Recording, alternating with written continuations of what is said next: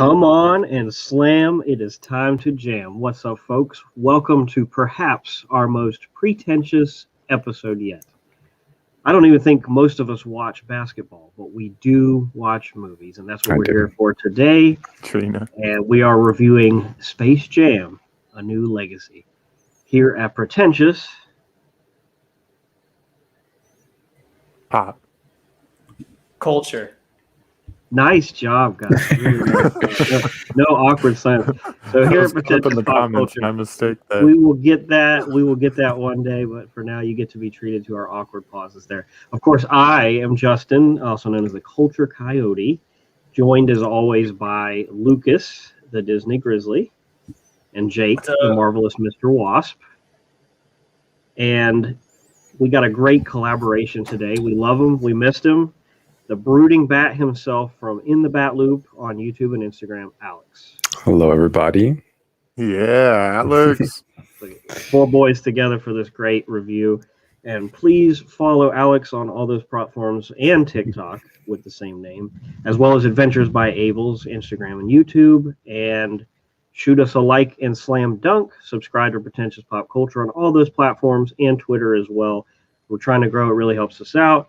Today's episode is brought to you by jakesdesignsrw.com, but we'll let you know about that later. But first, Lucas, what's going on in Hollywood right now? All right, so as some of you may know, the second Dune trailer dropped yesterday, and of course, our buddy down here, Justin, had to get on top of it. I don't know anything about Dune, so I didn't really want to give an opinion on it because I don't know the lore and history behind it. But Justin is pretty hyped on it.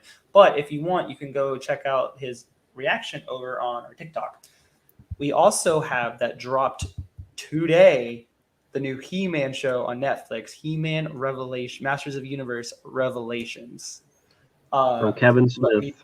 Let me just say, I did watch the first episode, and let me tell you, so it gives you the feels of the 83 He-Man and the early 2000s He-Man show mixed together. And I grew up with the 2000 He-Man. It was a more serious take of the character, whereas the 83 version was more to sell toys and more kid-esque friendly. Granted, some dark episodes, but it was more kid-friendly. So this show already has a very dark theme. It was made for adults, it looks like. And it has an excellent animation style, very fluid. I definitely recommend it. And I'm only on episode 1. What about voice acting? Any top-notch voice acting? Mark Hamill is Skeletor. Who doesn't love some good Mark Hamill as a villain? That's a good choice. Mark Hamill stamp of approval. I'm watching it just for Mark. The couple lines that I have heard from his Skeletor already, chilling. So we also have the new announcement about the new Jordan Peele movie. It's his third movie. It's called Nope. That's all we know. It's got a couple actors. They got Daniel. I don't want to pronounce his last name because I don't want to butcher it.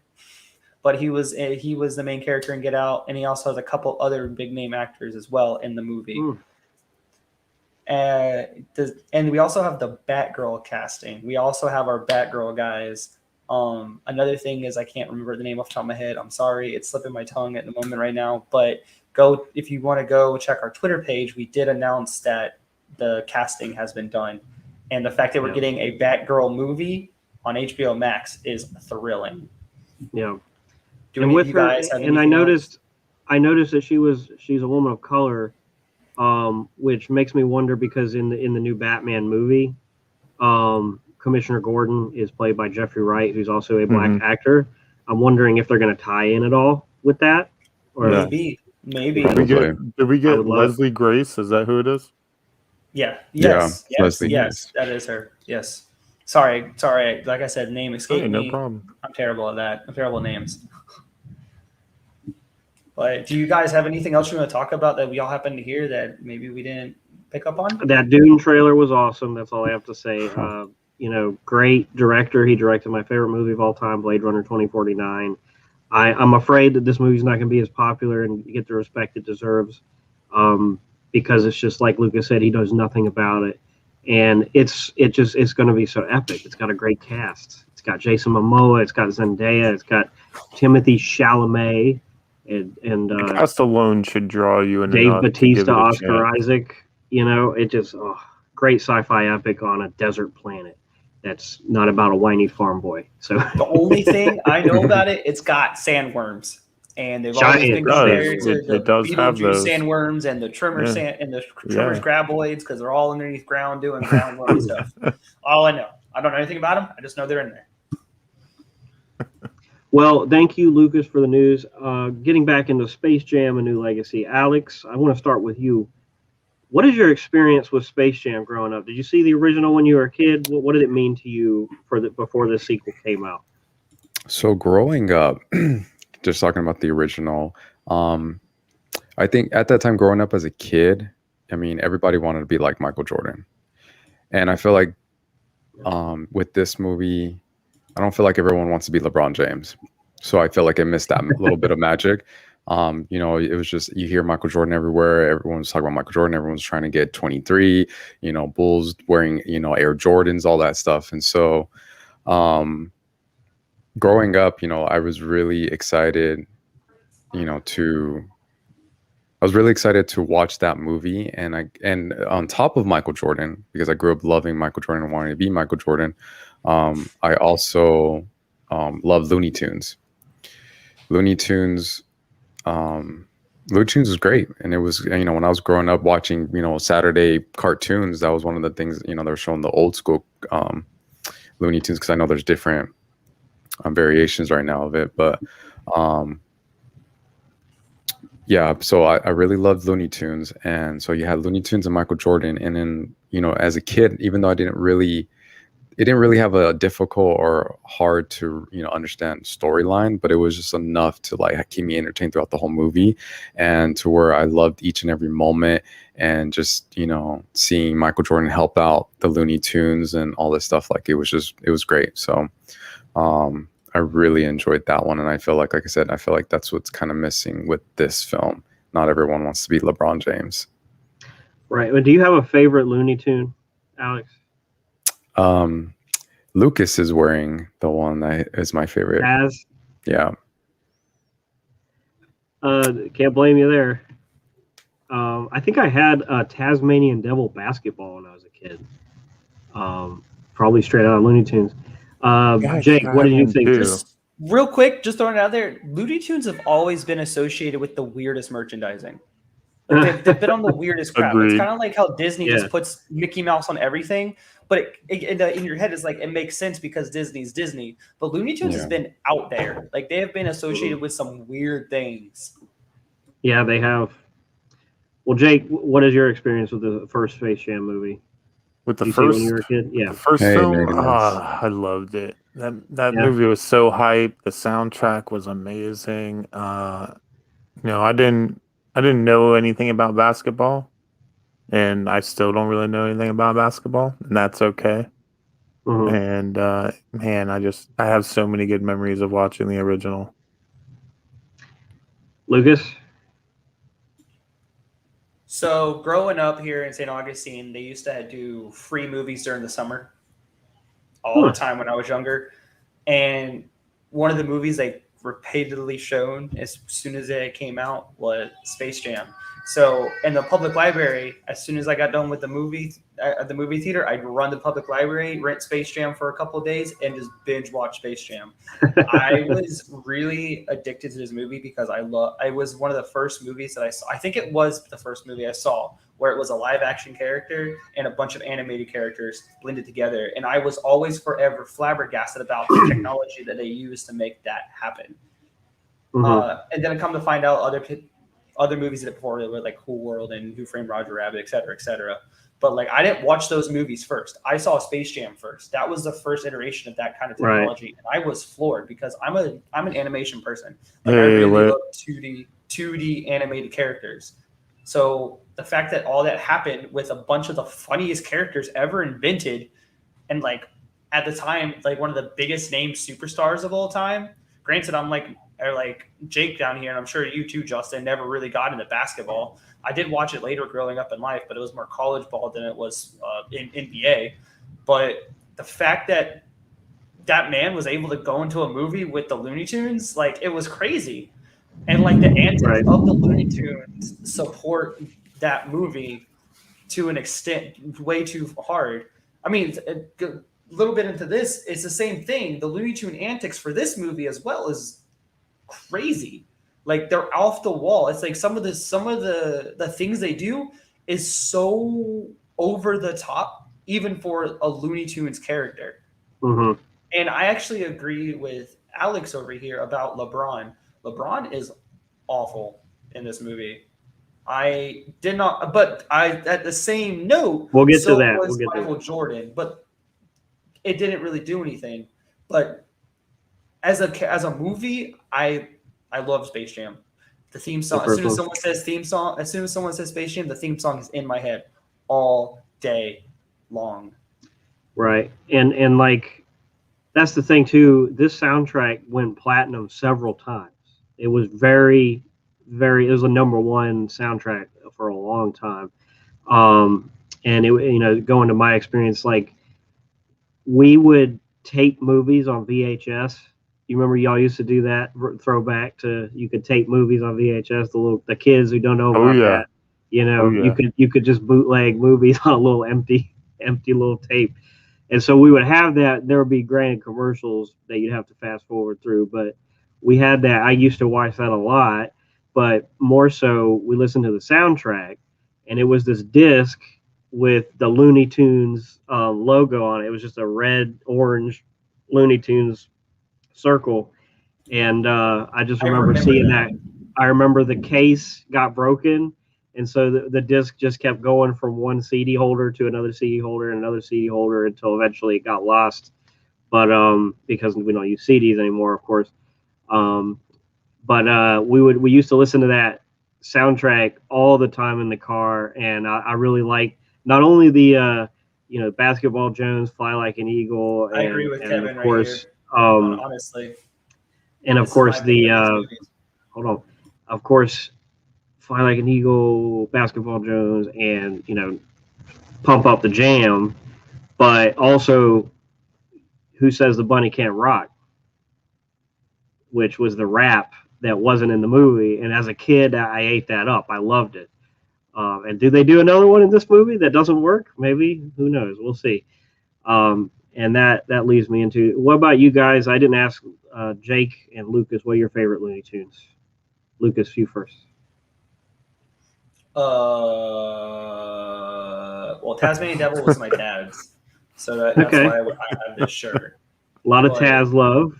Yeah. His was Taz for sure, but for me, like, it's gonna be really cliche, but I think Bugs Bunny. Okay, he's no worries. Yeah, got that carrot in his mouth. It's pretty like easy answer, but like out of all of the Looney Tunes, he is the funniest. Mm-hmm. Like, all the crap that comes out of his mouth is comedy gold. Always has, always will be. Is that a Looney Tune? Cat agrees. Cat agrees. Yeah. What about you, Jake? Your favorite? I mean, ultimately, I'm gonna have to go a little bit more new school and go with the Animaniacs. Okay. Yeah. That was always my favorite. Wait, are we including them in the Looney Tunes? I didn't know. I thought they were their own. I mean, technically they're the Tiny Tiny Tunes, but you know what? I'm not really a huge fan of the original Looney Tunes altogether. So I'm bringing in the Tiny Tunes. If we can go into That's what I'm doing. Hey, man, you already had them as Looney Tunes. If you were using them as Looney Tunes, then I will 100% say the Animaniacs. Overruled. Okay, where'd Alex go? He's tired of our nonsense. Anyway, can y'all still hear me? Are we good? Everything good? Okay. Yep, can still hear you. Yeah, everything's good. Now that y'all are done, maybe we just lost Alex with the cacophonous Discord. I gotta say, my favorite is Wile E. Coyote, because I really enjoy the humor that comes out of him just holding up signs and just being sassy. And of course, I'm the culture coyote, so there's a little bit of bias there. That 100% makes sense for you.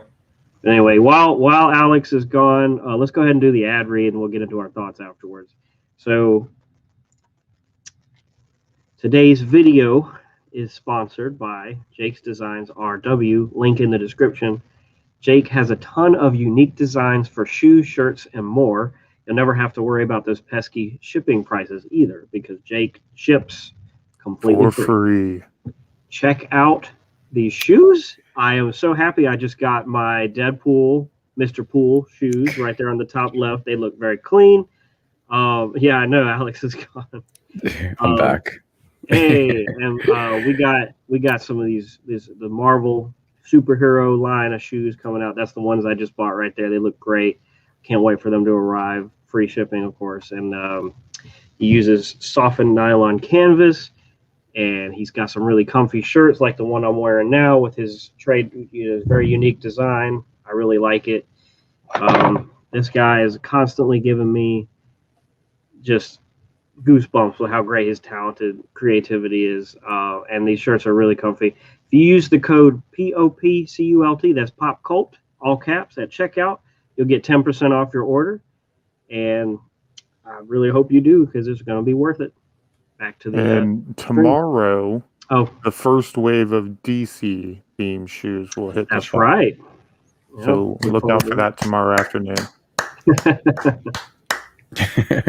That'll make Alex very happy. Yes, very. This man over here clapping just for DC. There you go. All right, so back to you guys. We got our favorite tunes out there. We talked about the original. Without spoiling the movie, just a quick rundown. We don't need your rating yet. Just some initial thoughts of this movie. We'll start with Jake. Initial thoughts. Yeah. No spoilers. I know this is our job, but watching this movie was work. I mean it's got some redeeming qualities that we'll talk about. Mm-hmm. And we'll definitely talk about the flaws too. Mm-hmm. Anything else? I wouldn't recommend watching it a third time. Okay, a third time. All right. That's a big ouch for you. Moving on to Alex. I agree with Jake. I wouldn't watch it a third time. Look at what Kevin was saying, like, even if you don't know the game, like, for example, you three don't really know basketball, but you guys, watched, both films, and I don't think you guys were like, now I have to watch a basketball game to understand. Like, it's not that kind of movie. Like me, I grew up playing basketball. I grew up loving basketball. That's why I brought up Michael Jordan. Like, as I was growing up and learning basketball and being, playing high school basketball and stuff like that, I wanted to be like Michael Jordan. He was like who I was like following and trying to be like.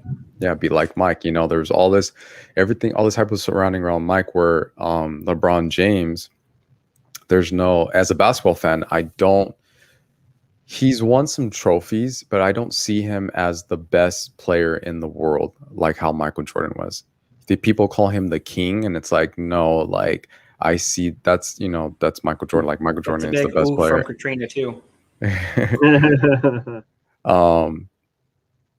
Yeah, and so like I just, growing up watching basketball. So yeah, so I love that whether you were into watching basketball or you had the love for basketball, if you don't know anything about basketball, you can still kind of enjoy at least the first one. The second one, I'll get into that one, but yeah. Mm-hmm. Lucas?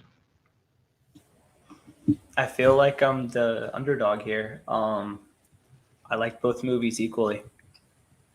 Like, I wasn't bored with this movie once.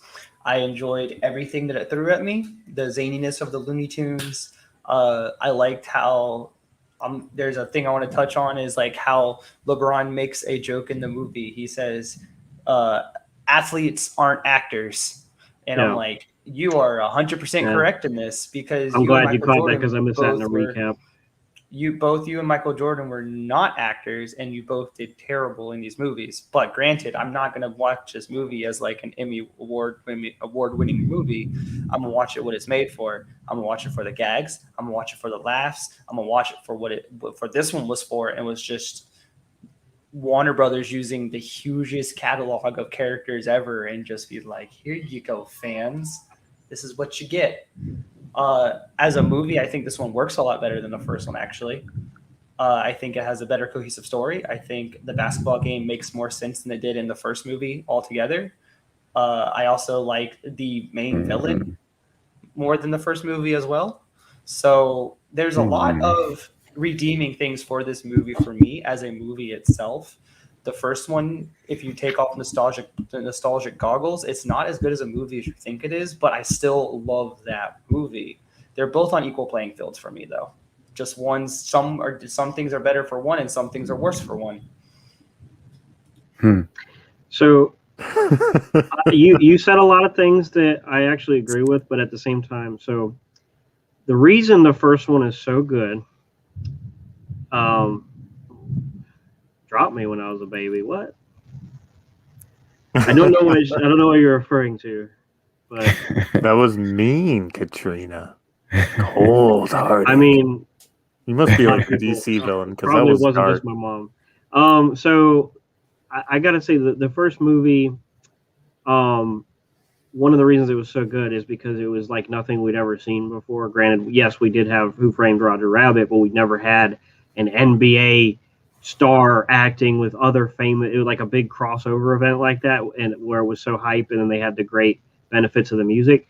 This movie, while it does achieve follow the rules of what a movie should be a lot better than the first one, I do think LeBron's charisma is more relatable and heartfelt than Michael Jordan, but that's a lot of it just because Michael Jordan, he's just so stoic, and he doesn't really seem like he's in danger at all the entire time. There's really no reason for him. There's just not. If you compare LeBron and Michael Jordan is just kind of like reacting to things without changing his, emotions. LeBron James, while he's not a good actor, I think he's much better on screen than Michael Jordan, but he doesn't, like Alex said, have the same kind of mystique that Michael Jordan commands as the legend that he is. LeBron is nowhere near the kind of status that Michael Jordan had at the time. Kevin's point is on point. And we got, thank you. Yes. So, I also think they added a really interesting story. I think the story did a good job, just an okay job, with how the father-son dynamic happened. And I respect LeBron for kind of making himself have a character arc in sacrificing. Like, if you only watch the beginning of this movie, you're gonna be like, man, LeBron James sucks. he's a terrible dad. But if you follow through, you'll see that story arc. There's actual character growth. There's actually story arcs. And like Lucas said, the basketball game made more sense. It's longer. It's almost an hour long, whereas the first one is like at least at most 20 minutes. And there's just like the fact that like for instance, LeBron's family is at the basketball game makes you feel the stakes of the basketball game. But all that being said, this movie's just not fun. The Looney Tunes have some standout moments, but I just don't enjoy watching. This movie is overshadowed by just the orgy of CGI, like hawking of IP that Warner Brothers has, some of which is just not relevant at all to most people, and definitely not to kids. Why would you have a Mad Max reference or a Game of Thrones reference in a kid's movie? I think that the Rick and Morty OG player for this movie would be not a good move. I think LeBron's relevant in what Space Jam was relevant with Michael Jordan, so that's why LeBron was chosen. And we're also missing, the first movie had this comedic cameo kind of side character in Bill Murray that he just completely elevated the fun of that movie that they just don't have in this movie. I thought they were going to do with a character we'll talk about in a recap, but we didn't get that, and I ended up hating it, like that part of it. And real quick before we get into like I'm pretty sure the next time we're going to talk about spoiler talks with Katrina when she was saying they should have had another player in the first one.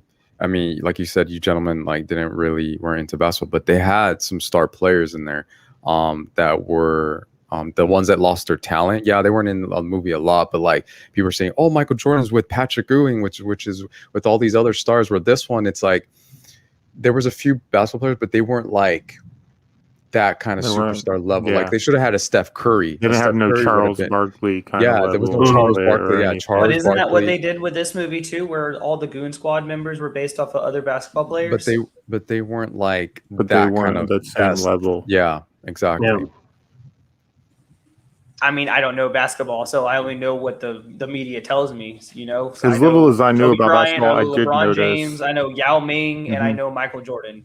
See, they could have benefited by having Ming.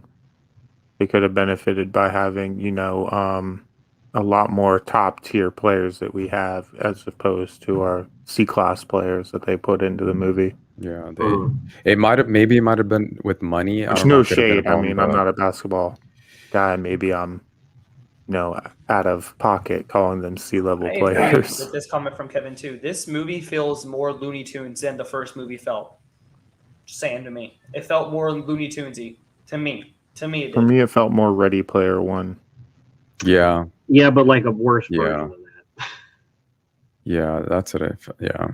All right. Well, we got our thoughts before we start getting further. We're going to accidentally spoil the movie. We'll start the recap because we start in 1998 with a young LeBron James playing basketball at school with a Looney Tunes backpack. His friend gives him a Game Boy, which prompts his coach to scold him for not being 100% committed to basketball. And I'm just thinking, this coach is kind of, no, this bad coach. Don't take away my Game Boy. He reluctantly gives up playing video games after a lecture that felt almost as long as 2020. Mirroring the original, we are treated afterwards to a career highlights montage with great graphics and special effects, but missing the NBA Jam music that made the original so hype. After that, we cut to present LA at a ridiculously expensive looking house with its own basketball court as both LeBron's sons play to be interrupted by King James scolding his younger son Dom the same way his coach did to him. And Dom argues that b-ball is about having fun, and of course LeBron's like, this is work, which is like Jake said is watching this movie. His other brother, Darius, shows how he has learned one of LeBron's crossover moves, which will come back later. And LeBron mentions basketball camp, which upsets Dom. Before they can go further on that, they go to dinner.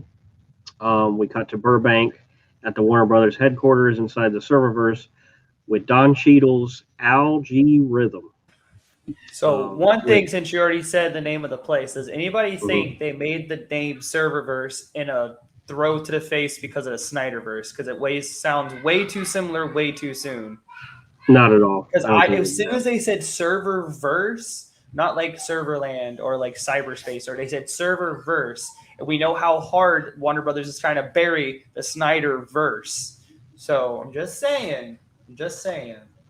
I think that's a Lucas reach right there. I think the Disney Grizzlies reaching too far for that honey. Honey's way up there, man. So he talks with his assistant Pete as he reveals his villain motivations, which are simply to be famous, which, as bad as this is, it's still better development than Taskmaster. His plan is to use LeBron James's fame to piggyback his own by combining his tech with LeBron's image. Very similar to Danny DeVito's character, but with a lot more fleshed out reasoning behind it. And I like that. Like that's one of the, they're doing and more intimidating. Let's be honest here. Yeah, that's what he said, Kevin. Snyderverse. He's just shoehorning in the Snyderverse. So here we go. We back to Dom, who is developing a game with a computer system that looks like a toxic ex-girlfriend's idea of gamer boyfriends. And Dom is trying to go to E3 camp instead of basketball camp beginning a trope straight out of Disney Channel original movies from the 2000s. LeBron and Dom play his video game where Dom reveals he has included his dad's signature crossover move, as we saw earlier, but the game glitches and deletes his character.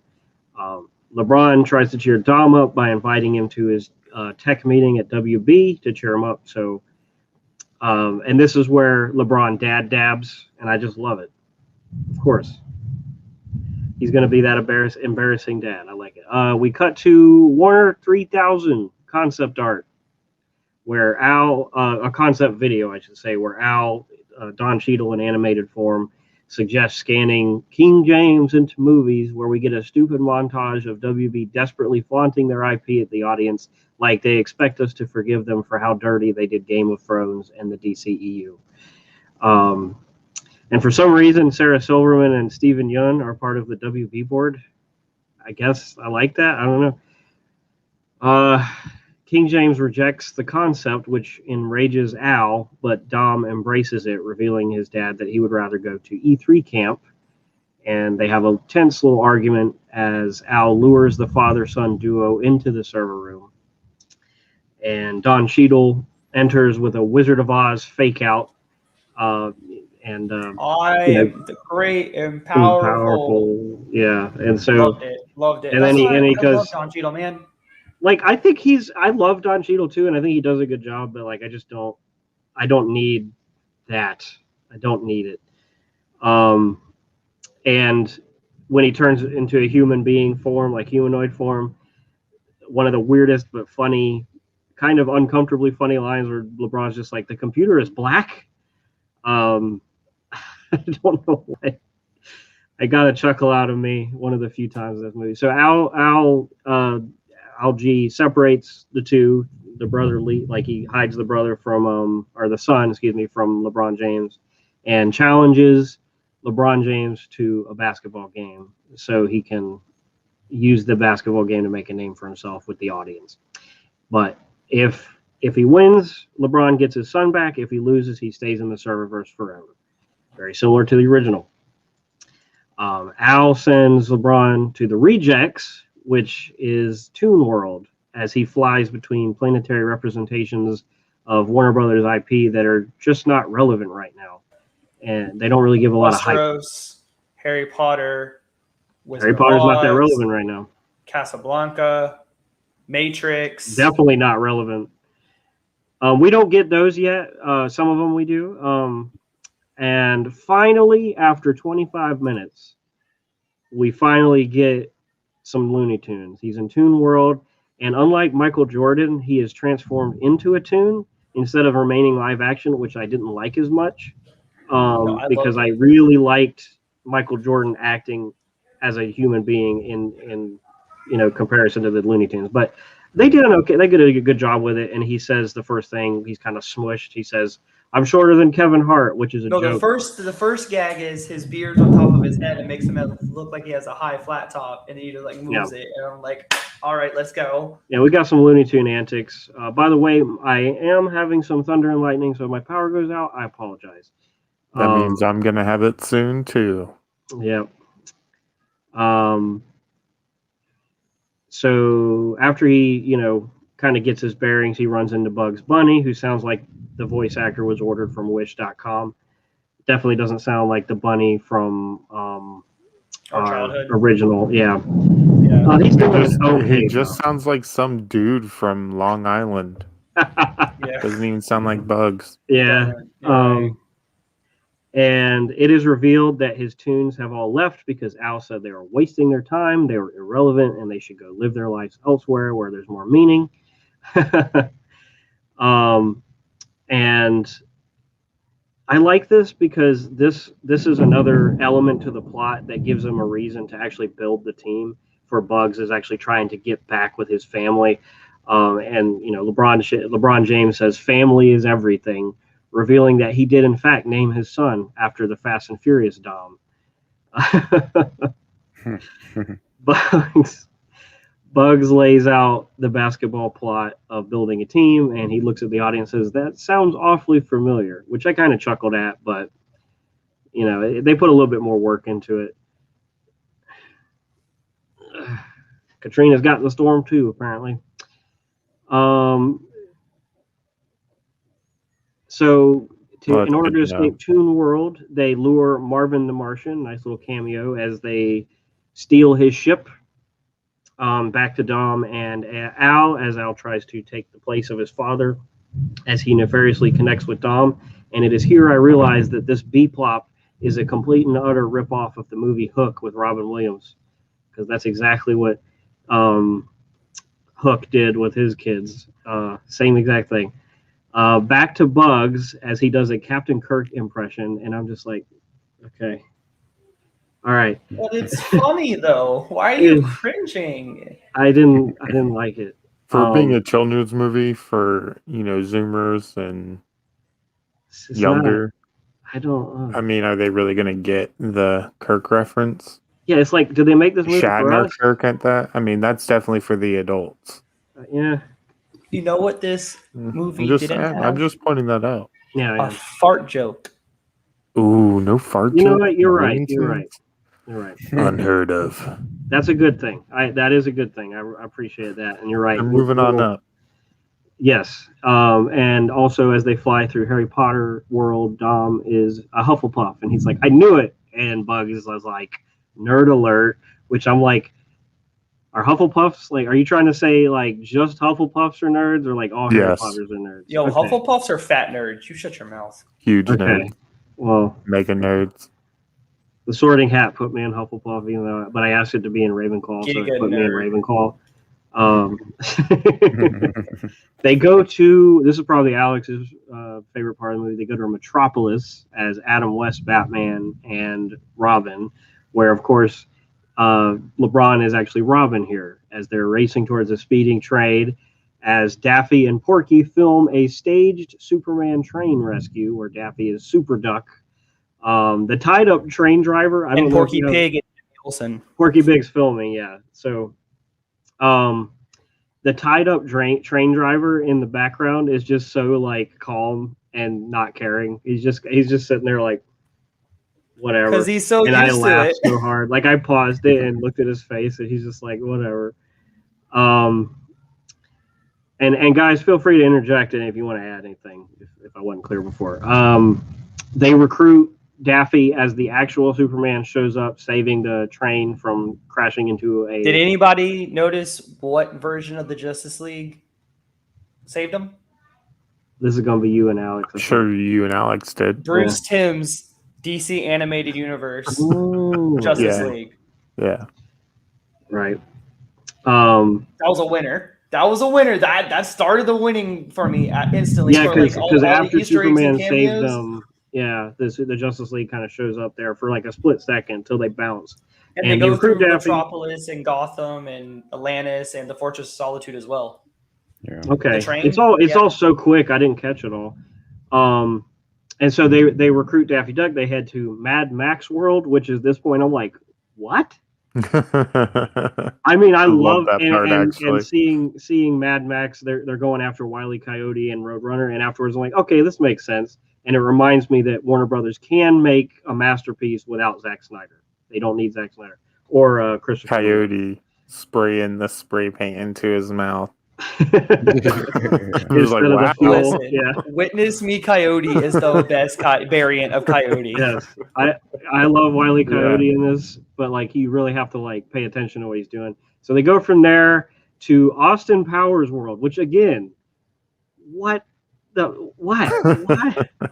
And they're going there for Elmer Fudd, who is kind of acting like Dr. Evil, but they don't stay there. And Sylvester, who is the cat of Dr. Evil, so he's like the hairless cat. And so they recruit those two of them. Then they head on over to Casablanca World, which is even something that I haven't seen and I don't know nothing about. And I'm like, who are they just trying to remind us that they have IP at this point? Like, what are they doing? That scene was originally supposed to have Pepe Le Pew, but it got that's right. For Pepe got canceled. Movement. Yeah, Pepe got canceled. Bring back Pepe. Nah. He was never any good. I mean, no, he had some good. I mean, he wasn't one of the popular ones, but like a lot of his, him always trying to go for the women and kissing them, and then she's trying to always get A away. little, it's a little off-putting. They haven't canceled Johnny Bravo yet. Just saying. Well, they're not making new content with Johnny Bravo. Unless, anyway. Johnny Bravo is not being canceled with Pepe Le Pew. I don't know. Think about that for a second. And he gets beat up for being a chauvinist, whereas Pepe doesn't typically get beat up. So we'll get beat up. Podcast within a podcast where we debate. Yeah, we just we went off on a different timeline for a second. I don't know who's the Western guy. Sam, what's his name? Yosemite. Duh. Okay, I can't believe I forgot that. And they get him from Casablanca, and then Rick and Morty drop off Taz, and it's really funny because apparently they're doing experiments on him, and Morty's like, I'll never be able to unsee what I've unseen. Have a good night, Kevin. Thank you, Kevin. Thanks for joining in. Thank you for dropping by. Even though it's late o'clock where you're at. Subscribe. Yeah. Get some rest, man. And then they go by Game of Thrones world to get Foghorn Leghorn. But is he Foghorn Leghorn, or is he Daenerys Targaryen? I don't know. I couldn't tell. They look very similar. I don't know. he was saying winter is coming.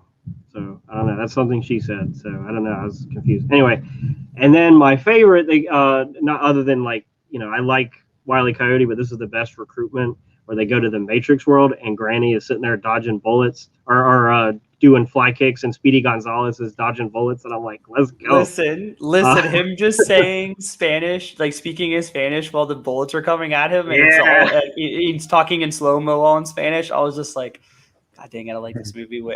More than I expected. Definitely not the worst part of the movie. And then they go to Wonder Woman 1984's beginning for Lola Bunny, who is played by Zendaya here, and Wonder Woman is played by Rosario Dawson. I thought so. Yes, and she's going through the motions of becoming an Amazon. And as she becomes an Amazon, completing the trial, and Wonder Woman gives her the seal of approval, they recruit her. And we got the Wonder Woman theme song. We did get that. Yeah. And Hans Zimmer actually did some of the music for this, but he's not credited as the guy who did the music. And I'm assuming he did a variation of his Wonder Woman thing. Which anyway, back to Al as he learns of Dom's scanning app, and then we cut to the real world where LeBron James's agent is looking for him and talking to a guy at a gate. I don't really remember this too much, but I know he's panicking because he can't find LeBron, and he's trying to lie over the phone. But that's his LeBron's wife comes nephew up. Or brother or something. I thought it was his handler. No, he said, "Oh, maybe it's his handler." I don't know, but they called him Uncle Might have something. been both. I might have missed that part. Who knows? But it's just to show that the family is starting to realize that LeBron's not in the real world; he's missing. And then we go back to Dom and Al as they rebuild his character, and Al explains to Dom that if you want your father to respect you, beat him at a game of your own creation. So they're going to do a basketball game, and I think it's called Dom Ball. Yeah, that's what it is, Dom Ball. We get some more LeBron James prep shortly before the stadium materializes. If I miss anything here that y'all want to point out, let me know. But I'm trying to get through it. We got Don Cheadle. I just wanted to point out Don Cheadle's wardrobe in this movie. He wears so many different outfits that are really cool. Fire. I think one of them is he's got a sequency suit, a sparkly, glittery suit, and I'm he's really pulling that off. And he makes me wish I could pull that off, but I can't. I am too Nordic and cringe dad vibes going on. I can't do it, but he can do it very well, and I love it. And he upgrades the tunes to 3D animation. It's bad. It's not horrible, but it's bad. And I respect that they didn't like it. They're like, he turned us 3D. We don't like this. Did you guys like the 3D? I liked it. It didn't bother me. I thought it would. I liked it. When they revealed the characters, when they revealed the characters in the trailer and like the teasers, I was like, this is jarring.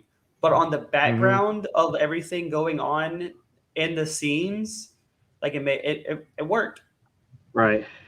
I thought I was gonna hate it, but like you said, I liked the Tunes reaction to getting turned 3D, and then once it had all been transformed, seeing you could definitely tell like different people worked on some of these models and some of their aesthetics. Like Daffy looked amazing, whereas Bugs and Lola, their fur was a little bit I don't know, too much.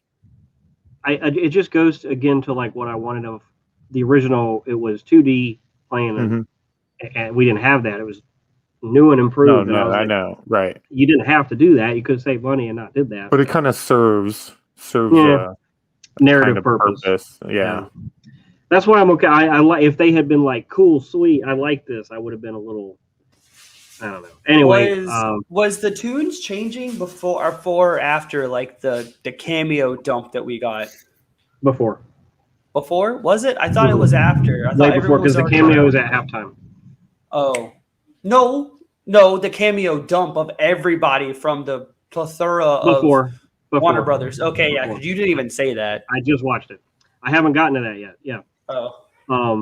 And so they transform, and then right here, I think like right after that, Al summons all of Warner Brothers IP, and he says, "Let's get some butts and seats." And you hear some rumbling, and Bugs is like, "How big are these butts?"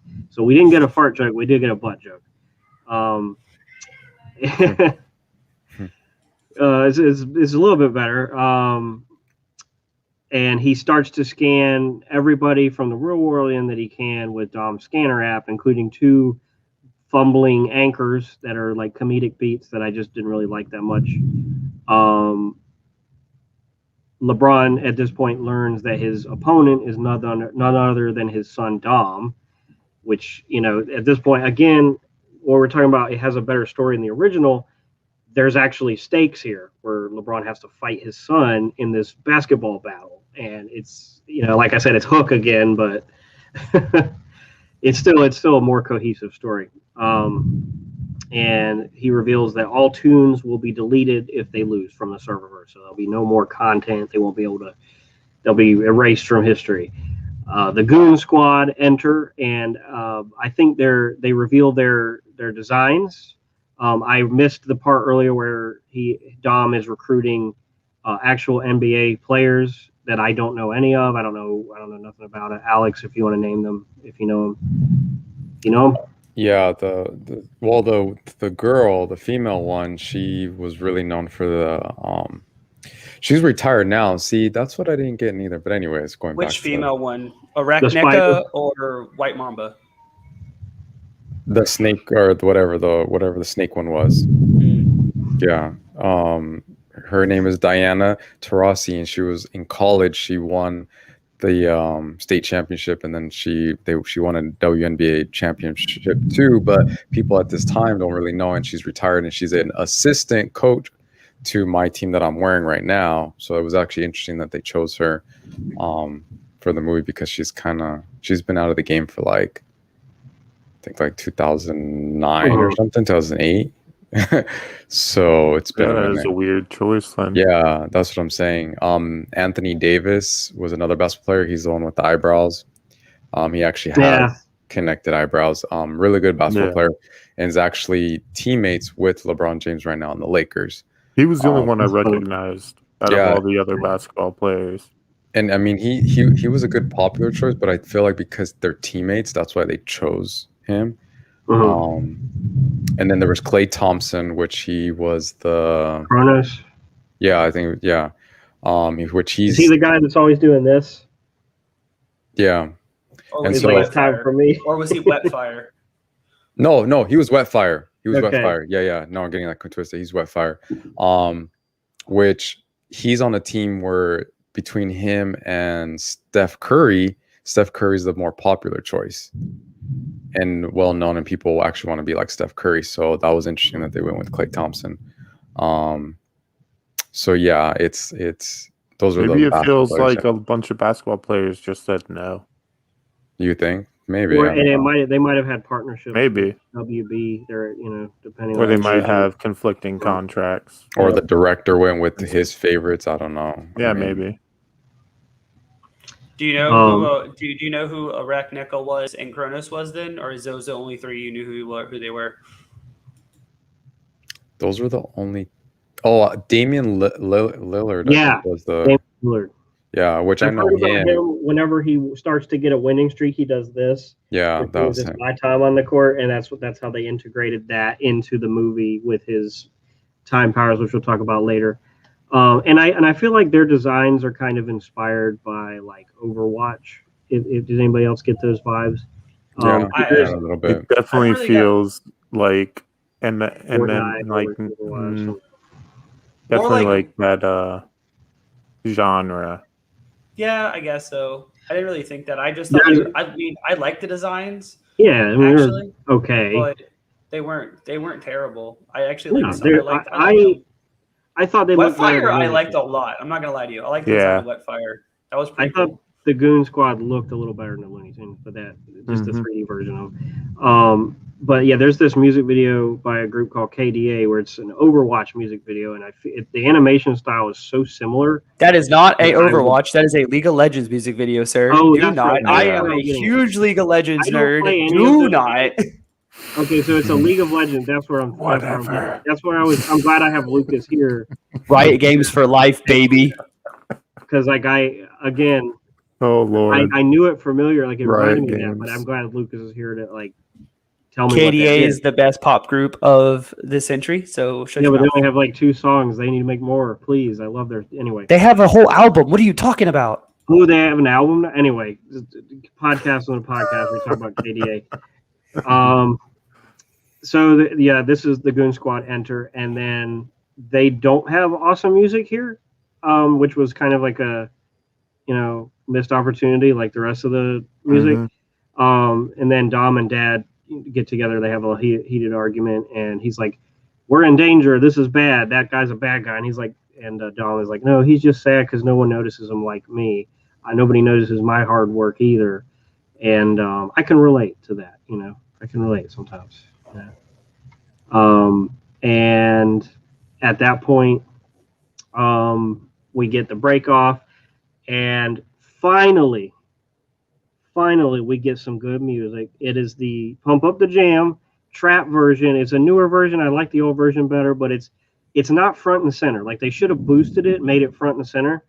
But this is where the Toon Squad slow-mo enters and then goes against the Goon Squad, and it's this like, okay, this movie might be turning a corner. I'm really happy here. And it is revealed that Pete is the referee, who is Don Cheadle's little AI robot. And they don't play the song very long, but just enough for Dom to launch up into the air with the basketball as fireworks are going. And I'm like, okay, that's pretty sick. That's pretty cool. I like that. And the fun anchors are popping off. I don't really remember too much. They're revealing that there's style points. This isn't a normal basketball game, ladies and gentlemen. So they got style points. So LeBron is out of his element. He doesn't know about the style points. He never paid attention to his basketball son. game. Like, is awesome to me. Well, the it's enjoyable, whole but basketball. Everything they were doing while playing the Dom's ball. I'm not even gonna call it basketball anymore. It's Dom's ball because it's not basketball. It's a video game at this point. Dom ball. Dom That's ball. what it says up Yeah. there. Dom ball. Yeah. Um, So it's just fantastic. I loved it. And I would have loved it, but it's just like there's so many missed opportunities with the music and stuff. They only use like one good music cue, which we just talked about, and it's like we don't have that Bill Murray element either. It's kind of sad. I did notice. So we haven't really talked about the crowd. I'm sure Jake at this point probably has some notes to bring up, but I do know that I randomly saw a couple times some of the obscure ones. I saw Space Ghost flying in the background, which was cool. Yeah, I The have Mystery a lot. Machine. Yeah, we'll I have a we'll lot. I have a we'll have an lot. Easter egg segment, and we'll talk Okay, about. okay. I'll we talk can do about the that at end. background characters. I've got a whole Alright. list of things to I go do. through. I Okay, do too. so we'll get to that. Not really relevant to the plot, but what is relevant is, unlike the first one, LeBron's family is in the stands. They are watching the game. They are involved, which is good. And there's a lot of sparring with decent usage of both team skills. LeBron struggles to use power-ups as he never paid attention to his son and learned how to really play the video games. His son's getting the upper hand. I don't have any. I didn't take any standout notes down, but it's just Looney Tune antics, and not really Looney Tune antics yet, but it's the Goon Squad doing like some power ups. So we got the snake guy, the snake girl, the guy who's made of water, the guy who's a bird, and the like tarantula looking one. Am I missing any besides Kronos? Mm-mm. Okay, so Kronos subs in, and he really, really puts the nail in the coffin for the first half on the Toon Squad as he slows time down. He's doing this Quicksilver thing where, I think Quicksilver did it better, but it's a nice variation of, this slow-mo. He's running really fast, and everybody is just, in slow motion, and there's all kinds of stuff going around. I am getting some heavy lightning, so just to FYI. Yeah, that was a big one. We get to the end of the first half. They're way down. I think they're 1,039 to 37, and they're in the locker room. And this is when Wile E. Coyote just is walking up with his butt on fire, and he sits in water and just holds up a sign that says "Don't ask." And I laughed so hard. I was just like, I don't know. What was that about? This is where they're like, what are we going to do with the second half? We got to do something. And Daffy Duck is like, I found Michael Jordan. And we get here, before we get into this, I thought he was going to say I found Jordan's juice, or like the Jordan superpower, like just the bottle of water. I thought that's what he was getting ready to say. And I was like, okay, cool. Because all throughout this movie, they did have made references about the first movie. Like the Toons knew they were in another movie with another basketball player doing basketball things for an almost exact same reason. So I thought they were finally going to give us like that Easter egg of maybe just like Daffy or Bugs coming out with like this juice and be like maybe like do like a park into it, but fell flat. Yeah, I agree. I don't understand why it was so hard for them to just get Michael Jordan. He refused. Okay, well then they shouldn't do have done another this Looney cameo. Tunes This was a movie. dumb cameo. I think it's Ralph Boner stupid. If we talk about WandaVision, where they set you up to think something's going to happen and it doesn't happen. But so Michael B. Jordan walks in and he's wearing Jordans, which is kind of funny. They're playing the serious song from I think it's Van Halen who does it, and it's this cool fake out intro where he's just like eating some popcorn or something. He's like, "Oh, I was in the stands and whatever." I don't really remember what he says because I was just like, this is a waste of time. Let's get back to the game. LeBron James realizes he has to stop trying to play and coach the Toons the way he would play and coach, himself. And he needs to realizes finally at an hour and 22 minutes into the movie, he realizes that he just needs to let people have fun and do them. Finally. Good character growth though. Makes this movie better in a sense than the original because Michael Jordan doesn't really have that. And yeah, because it definitely hits home too with that. Granted, this movie doesn't have a lot of emotional notes, but like he does make the mark in the locker room where he's like, "Why can't y'all just do better? I need y'all to be better." And Lola Bunny just goes, "We're trying to be like you," heartfelt. Like these Toons are trying to do what he's telling them to do, but they just can't play back. They just can't do things the way he does it. Yep. And it's like, finally, he learned how to be a good dad, and I like that. Again, character growth. It's just funny because it was not that hard of a thing to realize, but the movie's got to be a movie, and it's good. The Toons re-enter in what fails to be hype, with LeBron smiling like Carl in Sling Blade with the Toons, and I was like, "What is he doing?" they're like posing. Bad acting. And I was like, what is he doing? I guess they were trying to be silly. And I guess it works. The Toon Squad at this point uses various loony antics to get the upper hand and achieve style points. I don't know why, but a lot of this is less hype than the first half for some reason. To me, some of it hits, but I don't know. I'm and the this is complete where we get- opposite. I'm the complete opposite. Right. And it Yeah. should be better, but I'm just like seeing a Tweety have a train come in and take someone out is one of the things that happened, and I was just like, okay. It I guess made me think of ASDF movies. I like I like trains. Yeah, exactly. You know what? Yeah. You know what? I changed my mind. I like that. And we get what else?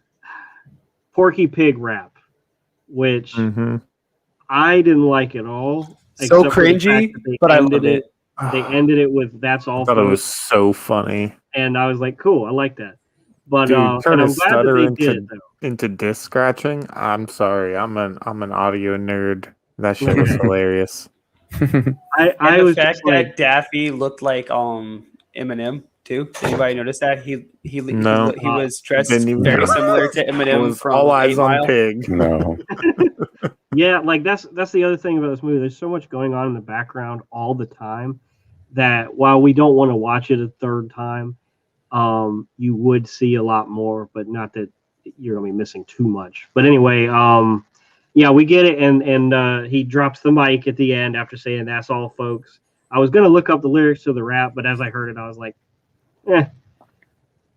And he gets a mic drop bonus, making up rules as he go. Which at this point, Dom is starting to be like, "Oh, my dad's actually having fun. That's all I wanted," and he's starting to grow as a character too.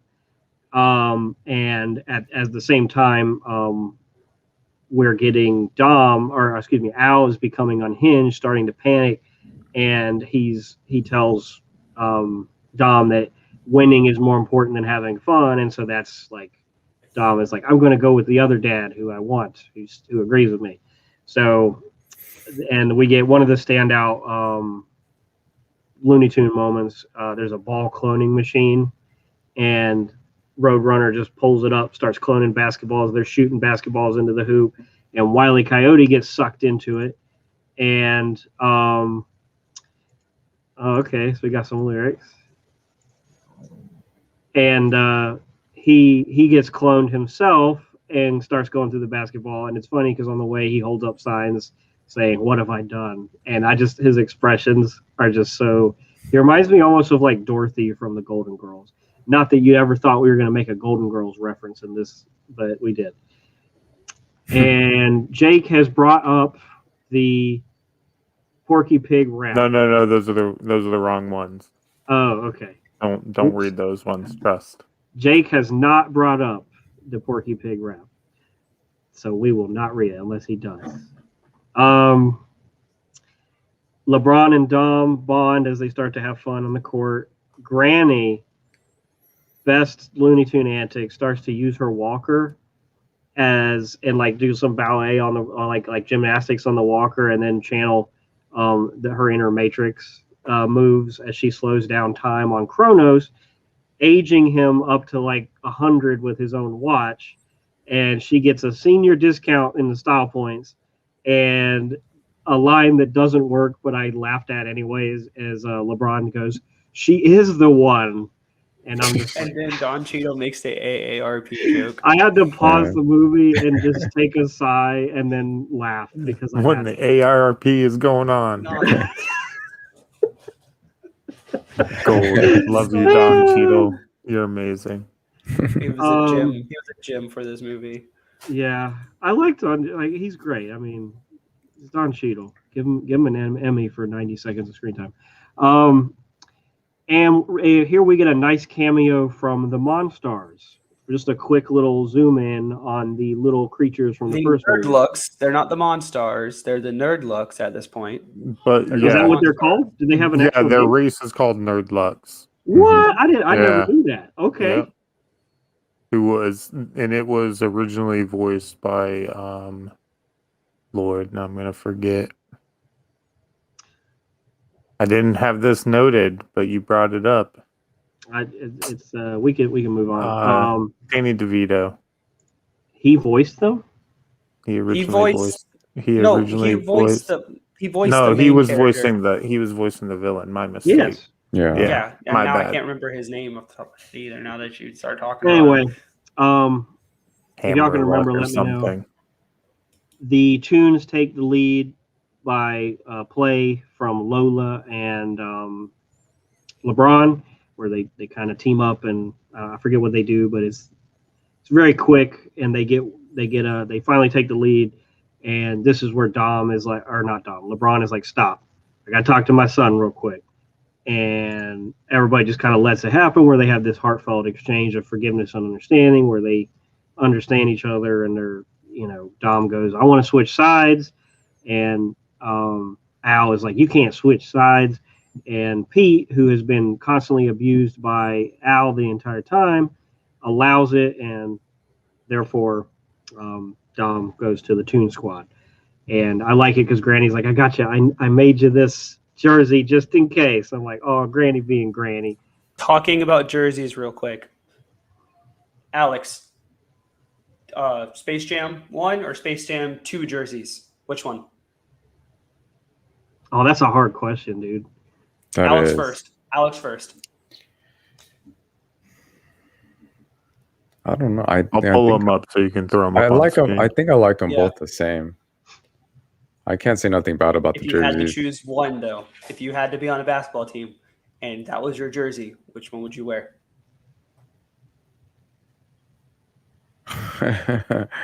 That's a What about you in the comments also? Yeah, you guys in the comments tell us, which jersey would you wear? I know which jersey I'd wear. Luke I'd is wear like a New holding Legacy it jersey. in. I'd wear a New Legacy They look jersey. comfier. They look comfier. They are dope. They are clean. That I blue mean, but with, here's with the Looney Tunes logo on the side. Ooh, it got me I going. would probably just let Jake's Designs RW design a jersey for me. And What wear about it. you? What about you, Justin? If you had to wear one or the other, which would you? I just said Jake's Designs, but like pop out. New Legacy is Legacy? a little bit more. What about you, Jake? I like the new ones. I like New Legacy. I'm gonna go ahead and share both so everybody can see. I mean, it's hard because like at that, if you would have asked me, because see at that Go ahead time, and throw those up. at that time, space that. So back here we've got then- the old ones. These are the old schools. But that back then, Yeah, you people don't want to eat loved, with like those I would have on. been like yes right away, but then you're looking at the ones now that go with the times now, the jerseys now. So it's kind of It's clean though. That looks good. The Looney Tunes symbol are on the side, Yeah. not right in the middle, and the blue or the teal. because see like And see, it's endorsed by Nike. because back then they didn't do jerseys like that. They were just like one color with like either the team logo or whatever, and so that's why that one's like so one dimensional, where this one has so much, because like NBA teams now, they got so much colors and different things going on their jerseys now, and they do look good now. But Modern technology. yeah, but back then it looked good at that time, so it's hard to answer that question because like yeah, like I mean that's why I said Katrina likes OG. that's why I can't pick one, because for like at that time I liked how that one is now, and then what they can do now with jerseys, like I said, even going into like the NBA teams, like it's just kind of hard to pick one, because obviously because of the technology, that's why they can do all that. But back then that's all how jerseys were like, and then so it's kind of one is gonna look much better now because we're all in this time now. But yeah, like I like them both equally. I can't say anything bad about it. The retro look still looks good. It holds up Legendary. still, but I like the blue background of the jersey as opposed to the solid white. It stood out in the movie as well. So like, right, take it for what they the came playing for the field movies. in this movie was a lot darker. You got a really good point there. Whereas also the first movie makes sense if you think about it too, because the background for the first movie was just the basketball court in a dark stadium, stands. yeah. So the white popped. It made a lot of sense. I mean, a New Legacy for me. It's not even a question. All right, so we're going back into the recap. Dom got the jersey. All right, Sorry, so that was King another- Kong ain't got nothing on me, says Al G Rhythm, which prompts King Kong. Yes, Be thank you. offended. he's in the crowd and he just does a little prissy shrug. Gets all angry. It's all angry, big angry boy. And this is like a very weird choice that felt like cost them a lot of money that I don't think any of us here are gonna like, where we get mega algae rhythm where he turns CGI, but they could just made him look taller without. He just looks so bad. Does anybody think Don Cheadle looks good as CGI? I liked it. No. I liked it. No. I liked it. They didn't need to do it. Sometimes it's okay to be wrong. And sometimes also for y'all to be wrong. So let's go. Oh God! At this point, I was just like, "Oh God, how much more of this movie do we have?" So anyway, Don Cheadle's algae rhythm uses a cheat code to take 3 points off the score, which is confusing to me because, like, if he can cheat, why didn't he just take all the points? Anyway, moving on. He can cheat now because he took full control of the game. You didn't skip over that. Yeah, part. but So like, does he have limits on his cheating? I guess I don't know. When Dom went over, Dom still had control of his game, right? Because he was on the Goon Squad. I'm talking. Yes, I agree. I understand. I'm talking about. When he went to the Goon Squad, didn't he just take at that moment? Why only take 2 points off? Because those points stood. Bigger. Let's talk about the. Because that was the last three. That was the last 3 points that they scored because they did an actual basketball for play, plot not reasons. a style not a style play. If they did, y'all take play, me too seriously. Sometimes. Sometimes. It's just a joke. So we get a slight build-up huddle for the final play with Toon Squad, and it's like kind of this tense moment. Father and son work together to get that final basket where the son like throws the jump pad at LeBron James's feet. He's able to jump at the last minute and make that basket. Both of them, like LeBron learning how to play the game. His son. I was really so mad with that scene because I wanted another Michael Jordan arm stretch scene. Like I wanted LeBron to actually get a superpower, not be able to jump higher. Like that I wanted terrified me in the original. It's terrifying, but like think about like just callbacks. Like this movie had such opportunity for callbacks to like kick the nostalgic feel higher than what some of the feels you were getting, and that would have been perfect. Granted, you don't have to do the actual arm stretch. You could do some other like actual like physicality superpower, just not jump a little higher. It almost looked like he was going to do it. But I know. That's why I was like, the original. Oh my God. It was cool because it showed that Jordan learned that he could do a Looney Tune thing, which he hadn't done before. And this one, it was more about him learned working how to with use his a son. video game that he didn't ever play before. Yeah, I guess, which was good, but I see where you're coming from. But I mean, technically, but if correct me or remind me if because I don't remember it too much, but where the court is located was in Toon Town or Toon City, Toon World, right? Yeah, it was in Toon World in the first one and Toon World in the second one. So it's pretty much a video game within a Toon World, meaning LeBron James could have, like what you just said, Justin, about he learned to be a Toon. So why didn't LeBron do something video game combined with Looney Tune? Yeah, would have been more hype for sure. But at this point, I think at this point, like again, going back to this movie story over the original, the stakes are higher here because we have his family waiting for him to win. We have the reconciliation with his son. We have the better villain set up with Don Cheadle, and this is like built up a lot better. But because we're all adults and this movie's coming out against like 100 other CGI kind of cool nostalgic like remake movies and whatever, it just didn't hit the same way the original did when he whatever. But anyway, I mean, wasn't that is this the Lola dunk? Is that what we're talking about? Okay. We talked about that earlier. We're talking about the LeBron dunk. The final, the final dunk that recreates like an iconic LeBron move. Oh yeah, they did the crossover. Yeah. And because they were Bugs Bunny earlier did the LeBron move and missed it, and then that's when the final play happened where LeBron got a hold of it and tried to finish it off. Yeah. Anyway, yeah, that's cool. But They built up whole thing three was different that- things. The whole thing was someone had to do the LeBron move, the glitch out algorithm. Yeah, that's not what so I'm talking couldn't about. Do anything, but I think Justin bypassed that. Like Yeah, he had I to do did. the glitch to bypass algorithm, and then there was this big talk, and LeBron was going to sacrifice himself and do the glitch. And Bugs Bunny But took the hero play. Yeah, it took the hero play, and then here's where I knew Bugs wasn't going to happen, and I knew a Toon was going to do it because back early in the movie, when the car was falling down in Toon World, when it was LeBron first got there, he's like, "Oh my God, I'm going to die!" And what about? Aren't you like fearful about your life? And Bugs just go, "I'm a Toon. We can't die."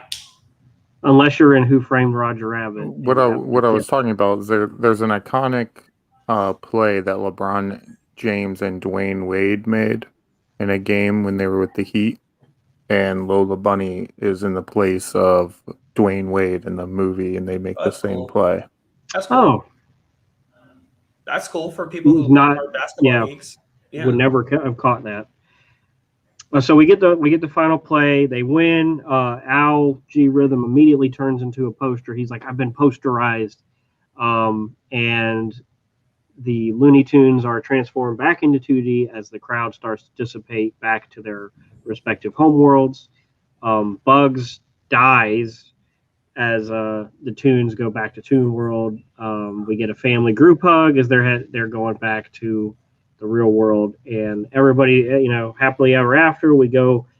LeBron is taking Dom to what appears to be basketball camp, but is instead E3 camp, which didn't fool anybody for a second. We all knew it was going to be E3 camp.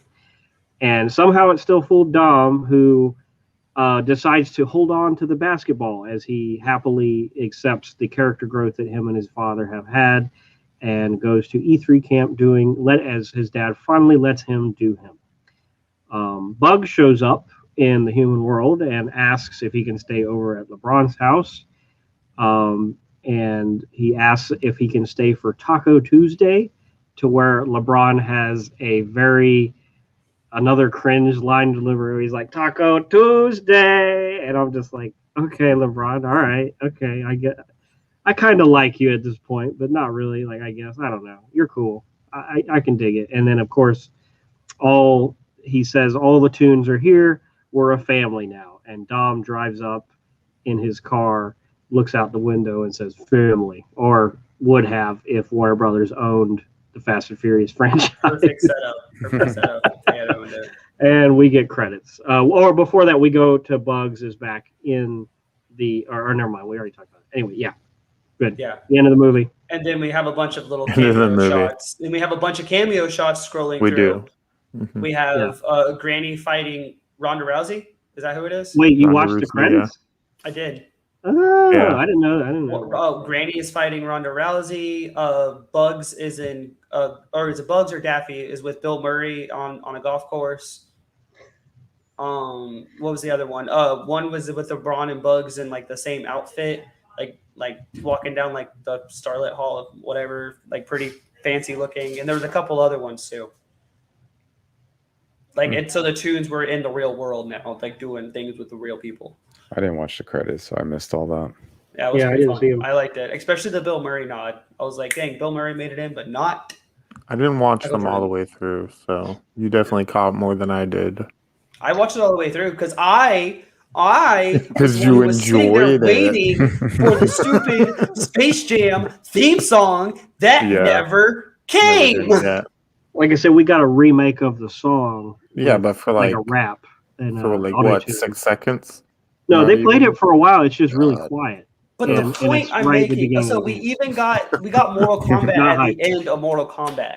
We got the theme song, a deviated version of the theme song at the end of Mortal Kombat during the credits. We didn't Why even get the can't- Space Jam theme song during the credits. Yeah, Why that's a can't they pretty big just- fail. Give us what we want with these music. Why can't they just do it? With more Like, I Read don't our care minds about the already movie. without injecting Like in I the was ads. fine. I was fine with the movie because I went into it with a really low bar. I went into it like this is for kids. This is for modern day kids, for modern day telling of the Looney Tunes inside of a modern day story. That's what I was viewing it as. I didn't Except watch for it like with the nostalgic goggles. Casablanca reference, you know. It has some adult-centered like grabs. So if you're watching You it gotta with your have some parents, stuff for the you'll great be like, grandparents. exactly. If you're seeing something for like an older generation watching it with their kids, like, hey, I know what that is. I knew what Casablanca was. I watched Casablanca. Yeah, me too. Yeah, I watched it. So, I knew the like, references. but that was my mindset going into this, and I'm like, you know what? Dang it, I like this movie for what it was doing. But the moment I did not hear, I watched all the way to the end, and at the end you see a picture of like a crown and a carrot, and you just hear like LeBron and Bugs doing something in the background, and it cuts the end. I was like, what? Where is the theme song? I mean, I yeah, think- that's I a think- huge oversight. I feel like they made that decision because they were it's like they feel like the generation now wants to hear like a remix or like newer songs, nothing to no salute or anything referring to the old Space Jam. Like, this isn't Space Jam #2. This is a, like, they feel like they're trying to, I mean, they made a lot of connections with the old one, but like it doesn't feel like #2. Like, I was expecting this movie to be like, LeBron James, like somehow they Bugs Bunny needed LeBron James helping. He's like, hey, we can't find Michael Jordan or something. Can you help us out? And it's something new, like it would have been connected, but it wasn't. I feel like it was a whole different. Like, if I didn't watch the first one, I would have never known, like this was like #2.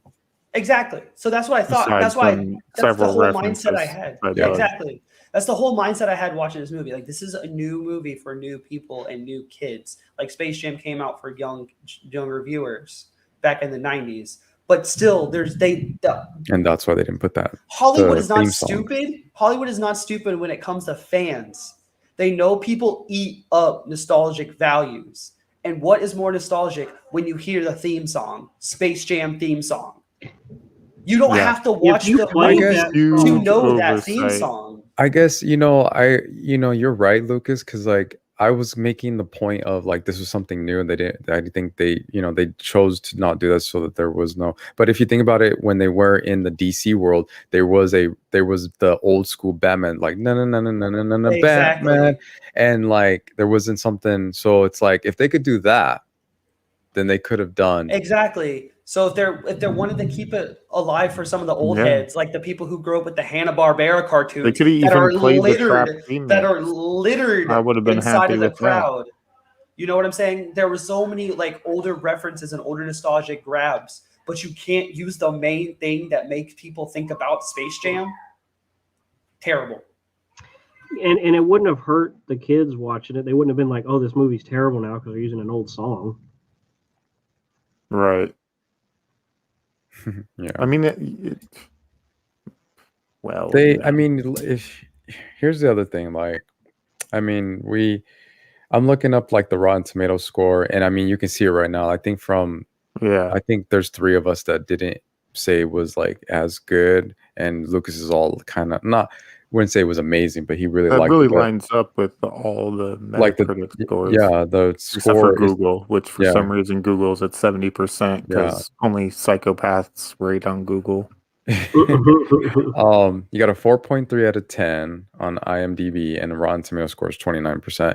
Before it 29 now? Yeah, it's at 29. Wow, it was 31 But do me a this morning. favor and look up the original Space Jam as well, because I don't think it's that high of a rating on Rotten Tomatoes either. If I'm mistaken, just do me a favor real quick. If we can just deviate. Oh, we can easily do that. Yeah, because I don't think it's that high of a rating. Well, while we're doing that, let's bring up our own ratings. I'll start. Alex, are you looking it up? Do we want to talk about Easter eggs or ratings first?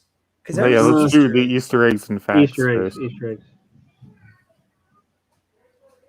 You want to open that up, Lucas, after Alex lets us know? Yeah. So of course, the first couple Easter eggs that I noticed right away is when they're showing the worlds. They're being shown in like the projector movie, which the projector is Dot from Animaniacs. They showed Batman, Game of Thrones, and Harry Potter. The Oz Great and Powerful reference from Al G. Rhythm when he pulls them into the universe. And then, of course, all the worlds that he passes: Westeros, Harry Potter, Casablanca, Wizard of Oz, and The Matrix. We also get the Nike emblem when he lands in Toon World, and then a basketball mushroom cloud going inside of a hoop. That was really cool. I like that because of everything going on with the basketball. Al G as Steve Jobs when he's talking to Dom. I like that. Again with that wardrobe, man. Yeah, I know. Right in that turtleneck. Justin touched on the Star Trek reference with the Captain Kirk. Yeah.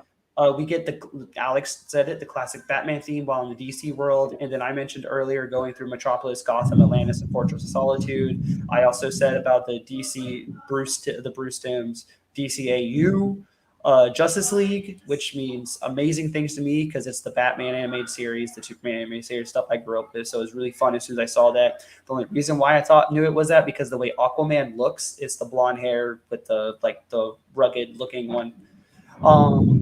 The Mad Max with the Witness Me with Wile E. Coyote. That's also a little nod and Easter eggs. So this is something that you guys might like. I don't really know if Alex likes this or not. So the Rick Sanchez and Morty cameo. I had a really fun idea that this was a family-friendly reality Rick, not the main continuity Rick that we deal with, but it's just another variant of Rick and Morty Sanchez, and it's just a family-friendly one that was put into the movie. And I wonder if they'll ever touch on that in the show. It'd be really fun if they did. Then another thing is Nike seems to be one of the biggest endorsing and backing of the movie because the Goon Squad jerseys have the Nike symbol, and so does the Toon Squad jerseys. Yeah.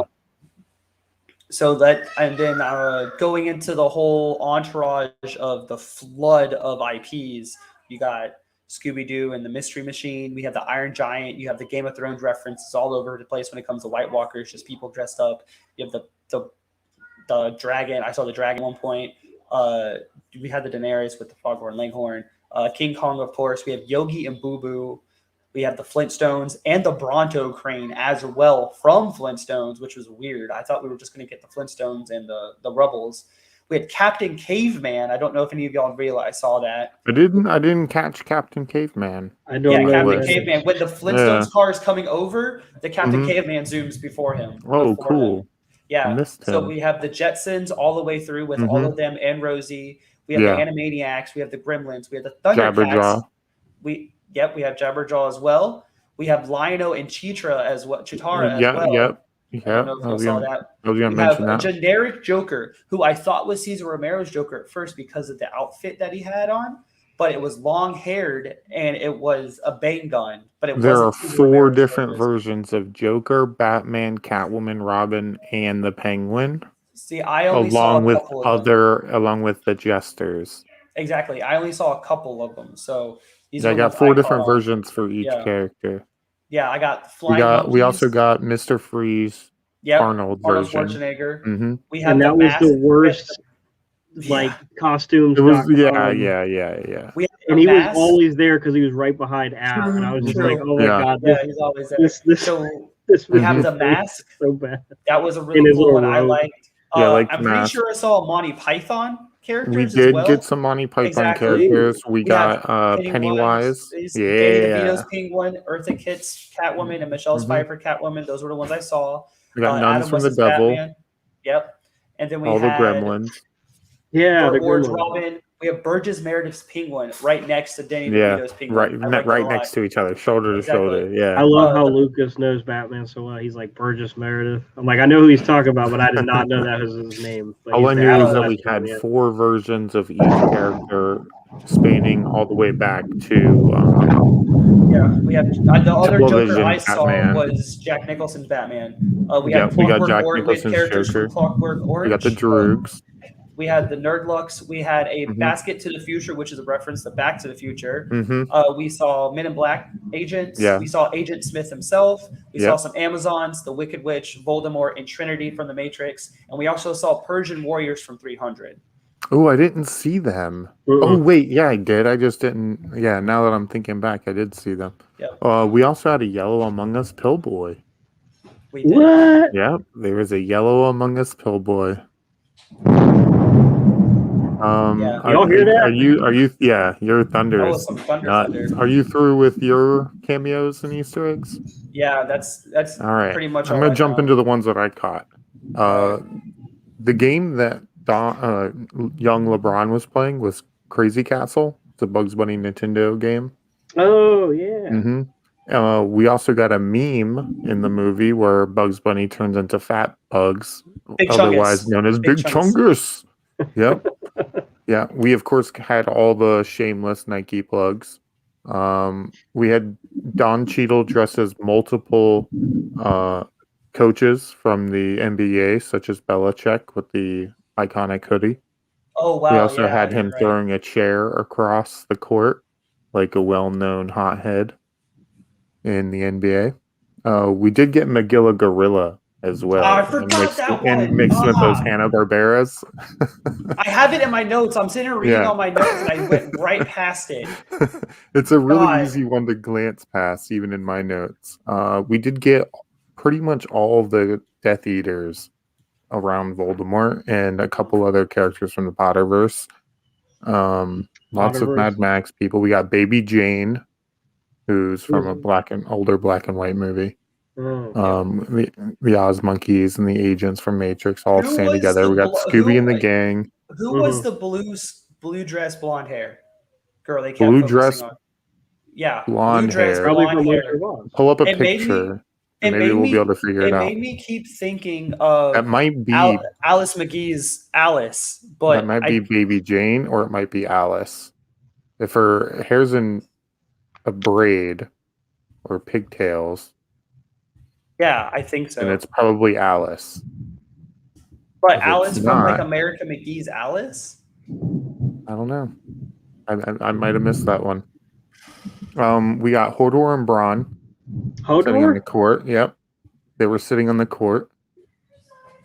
You poor thing, you had to find all this One's from the devil. The Iron Giant model that they used for the movie is reused from Ready Player One. The giveaway is the wires exposed on the hip joint. It's the exact same from the unfinished Iron Giant model. We get A113 on Marvin the Martian ship, which is associated with Pixar typically, but it's now a lot of CGI animators end up going to school. That's right. That's right. Yeah. So yeah, I remember him. Michael B. Jordan says clear eyes, full hearts, but no one says can't lose. Yeah, it was Alice. No one says can't lose, and I hate it. Well, what Alice in Wonderland property does Warner Bros. Own? Is it America McGee's Alice? You'd have to check it out. I'm not. What did you say? 100% What did on Michael that. Jordan say, Lucas? Michael Jake? Michael B. Jordan says clear eyes, full hearts in his like little mini speech. Right. But he waits, and no one says can't lose, and I hate it. And I believe that's from like Friday when I Night say Lights. pretentious. I think that's from Friday Night Lights. Yeah, yeah, Pop. So we also got a couple of the Godfather characters as well. I didn't see them. Hey, guys. I do have a list of He's back. worlds that we saw. The ones that aren't in our face. Yeah, the display for the lever that Pete uses to send LeBron to Toon World also has labels for Orbit City, Hogwarts, Bedrock, Westeros, Gotham, Emerald City, Thundera, Albuquerque, Themyscira, and various planets from our solar system. In addition, a city resembling a 30s, 40s era metropolis also occupies half the planetoid Gotham is on. A sepia-tone Kansas, complete with Twister, on the same planetoid as Oz, and there are also planetoids themed after the Matrix, film noir, with logos from the openings of both Casablanca and the Maltese Falcon. And it's possible that LeBron becoming Robin to Bugs' Batman is, in the DC world, Batman's older than Robin, and this movie came out just a few weeks before Bugs Bunny turned 81. That would have been a really good reference, and I hope that's the reason why then. I hope so too, but it's also in part, a reference to commentary and criticism that LeBron has gotten in his career, based on sports commentators asking, is he Batman or is he Robin? Is he the leading team, or is he just a great supporting role, basically? And that's a possible commentary making fun of that. I think it has to relate to that, because one of his downfalls, or a lot of people throw shade on him, is that he's Mhm. not, because he is, that's why they chose him, but he's in the discussion of, is he as good as Michael Jordan or better? And a lot Right. of people say he's not even touching like anywhere close to Michael Jordan, because I think I'm lagging a little bit, because he's not a leader like that.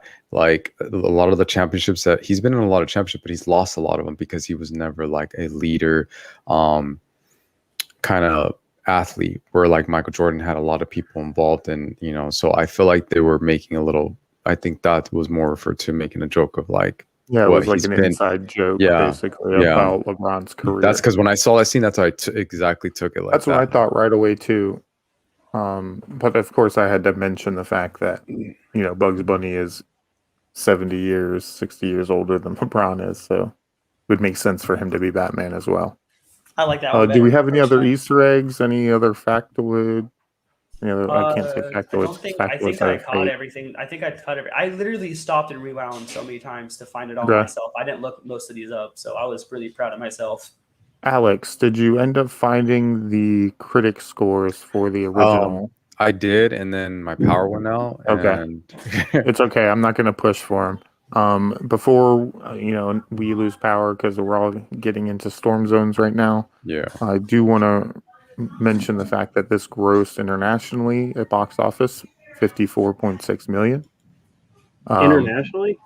Bob Bergen is the only voice actor to return from the original Space Jam, and for the same role as Tweety. This is why a lot of the voice actors sounded off, I think, because a lot of our interactions with Looney Tunes have been with Space Jam and those voice actors. This is the first time that Rick and Morty have appeared in any theatrical release. Yep. LeBron sustained an injury during production, possibly due to filmmakers' 14-hour-day shooting schedule. Originally, the sequel was going to have Michael and the Looney Tunes having a basketball game against a new villain named the Berserko, but ultimately Michael's refusal to return to Looney Tunes resulted in the cancellation. They also had ideas for Skate Jam, Golf Jam, Race Jam, obviously including people that are obvious choices for those, Tony Hawk and so on. But obviously they've been discarded. The first full-length Looney Tunes theatrical film since Back in Action in 2003, 18 years ago. And Love that movie. The original Space Jam had a prologue set in 1973, 23 years before the film's release. This film's prologue is set in 1998, 23 years ago. With a runtime of 2 hours, it's the longest Looney Tunes And it's just feature switched film. because you get a mom in one and a dad in the other. Right. And So contrary to the film's two title, times there are less. no scenes that take place in space. Exactly. So here's something I wanted to throw out of here. So this movie should have been called Cyber Jam. I mean, it takes place in cyberspace. I know. But, So after saying it, I was holding Reverse back this jam. like holding back one to say it because like it would be Cyberspace Jam. Yeah. It's too long of a title. But if you think about it, this movie should have been called Cyber Jam, not Space Jam. Because in the first movie, Space Jam makes sense because you're fighting aliens. They're playing against Right. aliens Mhm. from outer But they're space. playing against computer characters. For all you gamers, Exactly. they may have had it Mhm. set up for a Cyber Jam, but then they saw how Cyberpunk 2077 did. So, like, we don't I think want the name Cyber Jam. I think Cyber. Cyber Jam is trademarked too. Okay. For like the And game that goes jam back thing. to what I was saying. Like, it doesn't feel like a second film. Mhm. So, and that's why I was kind of Agreed. disappointed in that. And I was also going to add to some of the fun facts. The Space Jam voice actress for Lola Bunny Mhm. had every line of dialogue for this movie recorded, but at the last minute they chose to cast Zendaya instead. Which I'm glad they did choose Zendaya. I love Zendaya. I love her She's too. amazing. I would have rather had at least some of the, I know Right. that but it would have hit a little bit better for me. Not that I think Zendaya did bad by any means, but let's get to our ratings before we all get struck by lightning here. Yeah. Sure. Alex, I'll start with Our you since you computers lost power explode. first. We'll get your thoughts out quickly. Yeah, it's like, I Or already you don't lost have to rush, connection. but yeah, Um, final review and rating. there's so much. Like the only thing that had me going in this movie, and keeping my attention to where I wouldn't pass out, um, was a lot of just everything that's connected to Warner Brothers, like the Harry Potter and obviously the DC. And I love King Kong, so it was nice to see King Kong in there. Um, and then like just I was more focused on like every time it showed the crowd, I was more focused on finding like, whether it was the Fred Flintstone or finding like I saw Penguin from 1992, just seeing little references like that. Like I was more focused on that and getting excited to seeing that than caring about like LeBron James and doing whatever he was doing on the court. I feel like a lot of the lines were kind of cheesy. It was kind of like forced. Like I didn't feel like heartfelt moments at all with him and his son. Like I just felt like, and what I really didn't like in the beginning, I did not like that, the coach was getting upset with him playing video games before a game, and like he's losing his focus, and like I don't know why they threw that in. Like I'm just like, so are you saying, like it just goes back to the conversation how people are saying video games are bad for you and blah blah blah, and I'm just like, they're not. Well, that's what the movie's. I don't mean to cut you off, but that's kind of what the movie ends up saying. But if you don't finish the movie, that's exactly. like. And he grew up in a time where you believed that video games were destroying the minds of the youth. Like the 90s was when Mortal Kombat came out. Think about it. Yeah. And everyone thought Mortal Kombat stemmed back to like the violence of the world. So that's why they threw that in there. I guess, but like the thing that just threw me off, it was just like, why are you putting? I get it because I was kind of the plot later on in the movie, but like, I felt like it was forced, the video game part of it. That's like if they would have done that with like Michael Jordan, like he's playing the old school Game Boy, and then it has to do with like video games. I know video games wasn't as popular at that time. Well, I guess it really was, but see, I mean, it was really popular at that time because at that time there was the Nintendo 64 and the PlayStation had just came out. Sports were still bigger than like video games at the time, so that's why they incorporated him doing baseball and other sports and failing at them. Whereas the Tunes brought him back into basketball, where he was the greatest at. So that made sense for that movie. Whereas showing video games in a modern day era, in an era where video games were not like appreciated, made sense, where it translates in his head as an older man. Hey, this is what I grew up with. This is what I knew. This is what I want to instill on my children. Anyway. I guess, but it's just, I don't know. I just didn't like that was his Achilles, heel. Just like the video game was what made him miss a shot as a kid. And then you got a kid, you have your son who is into making video games, which I think is cool, but like I feel like they could have done better with that. But anyways, I felt like I was more focused on, I didn't care for that relationship at all. Like they didn't make me feel like, oh man, LeBron, you're too hard on your son, or all like, remember when you were a kid, or like it just, I don't know, it felt forced. And there was just a lot of the sayings, he's like, like the what's the word I'm looking for? The advice he was trying to give to his son and blah blah. It was just kind of like, I don't know. I just couldn't. It just felt forced. But other than that, like I said, just finding little Easter eggs, or just seeing like just different Warner Brother references, or just different things like that, or lines, just kind of kept the movie entertaining for me. Like I've seen Casablanca and all that stuff, so it was kind of cool to see that. Them trying to go after the other Looney Tunes, and they're on these different universes. But other than that, like I like the original. Probably, if I had to give it a rating, it'd probably be like a 3 out of 10. I think that's the lowest rating Alex has ever given anything. Yeah. Yeah, and it was. So you like the original better? I like the original better, okay. Because, like, yeah, just like when you saw Michael Jordan come back and put the jersey on and everything, like it felt like, you were just like, I don't know, felt connecting. It was just like a nice, awesome moment. Like, oh my gosh, he's gonna, help the Looney Tunes. Where this one's kind of like, LeBron. Like, I didn't feel nothing for LeBron James, and it was just like, I don't know. Mm-hmm. But yeah, that's what I would give it as a rating. Lucas, you seem antsy to get your thing out. What would you think? Your final rating? I was actually looking up the Rotten Tomatoes score for the original Space Jam. So Jake, go ahead and talk about it. All right. Jake. So since Alex It was a 3 out of 10. I guess it's just fair that I go next because I'm also going to give this movie a 3 out of 10. Even for a children's movie, this film is just awful. LeBron's acting, as expected, is terrible. But anytime LeBron has to interact with another human being, it feels like the director just got tired of taking shots and just said, use it.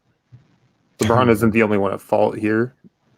Even the beloved Don Cheadle goes over the top with his campy portrayal of the villain, and sometimes it made me cringe in my seat seeing such a wonderful actor do a shit show job. Yeah. I found myself having to actively look for background cameos just to remain involved in the film.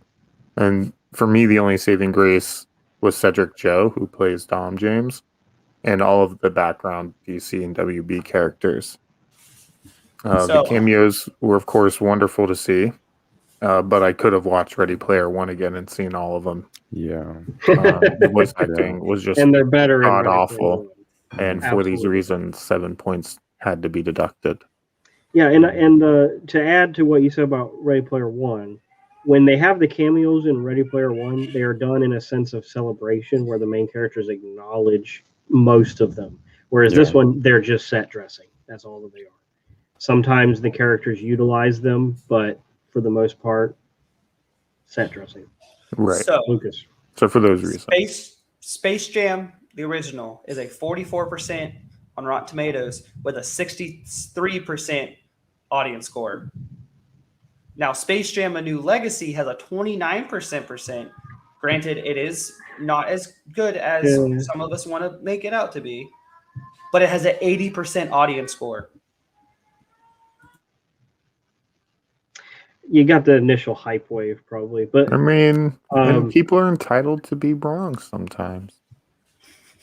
So speaking of people entitled to be wrong, Lucas, let's hear your thoughts and review. Your rating. I give both movies the same score, which is 6 out of 10. 6? 6 out of 10. Okay. They hit all the notes for kids for me. Like, I have a kid. She watched Space Jam. She loved it. And then the moment where I can get this on like a DVD or get her to sit down and watch this one, I'm going to have her watch this one. And I'm sure she's going to like it just as much. I love all the Looney Tunes gags. Every one of their gags had me rolling. I was dying laughing the whole time.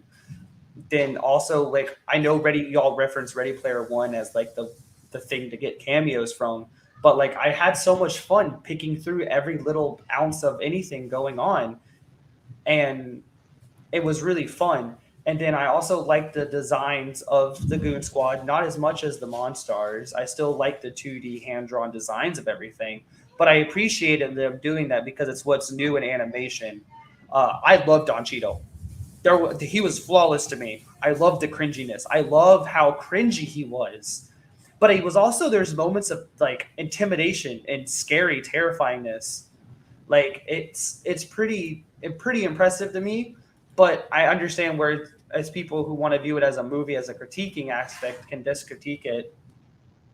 Justin, we can hear everything coming from you with your rain. Just throwing that out there. By the way, guys, it rains in Florida, if you haven't known.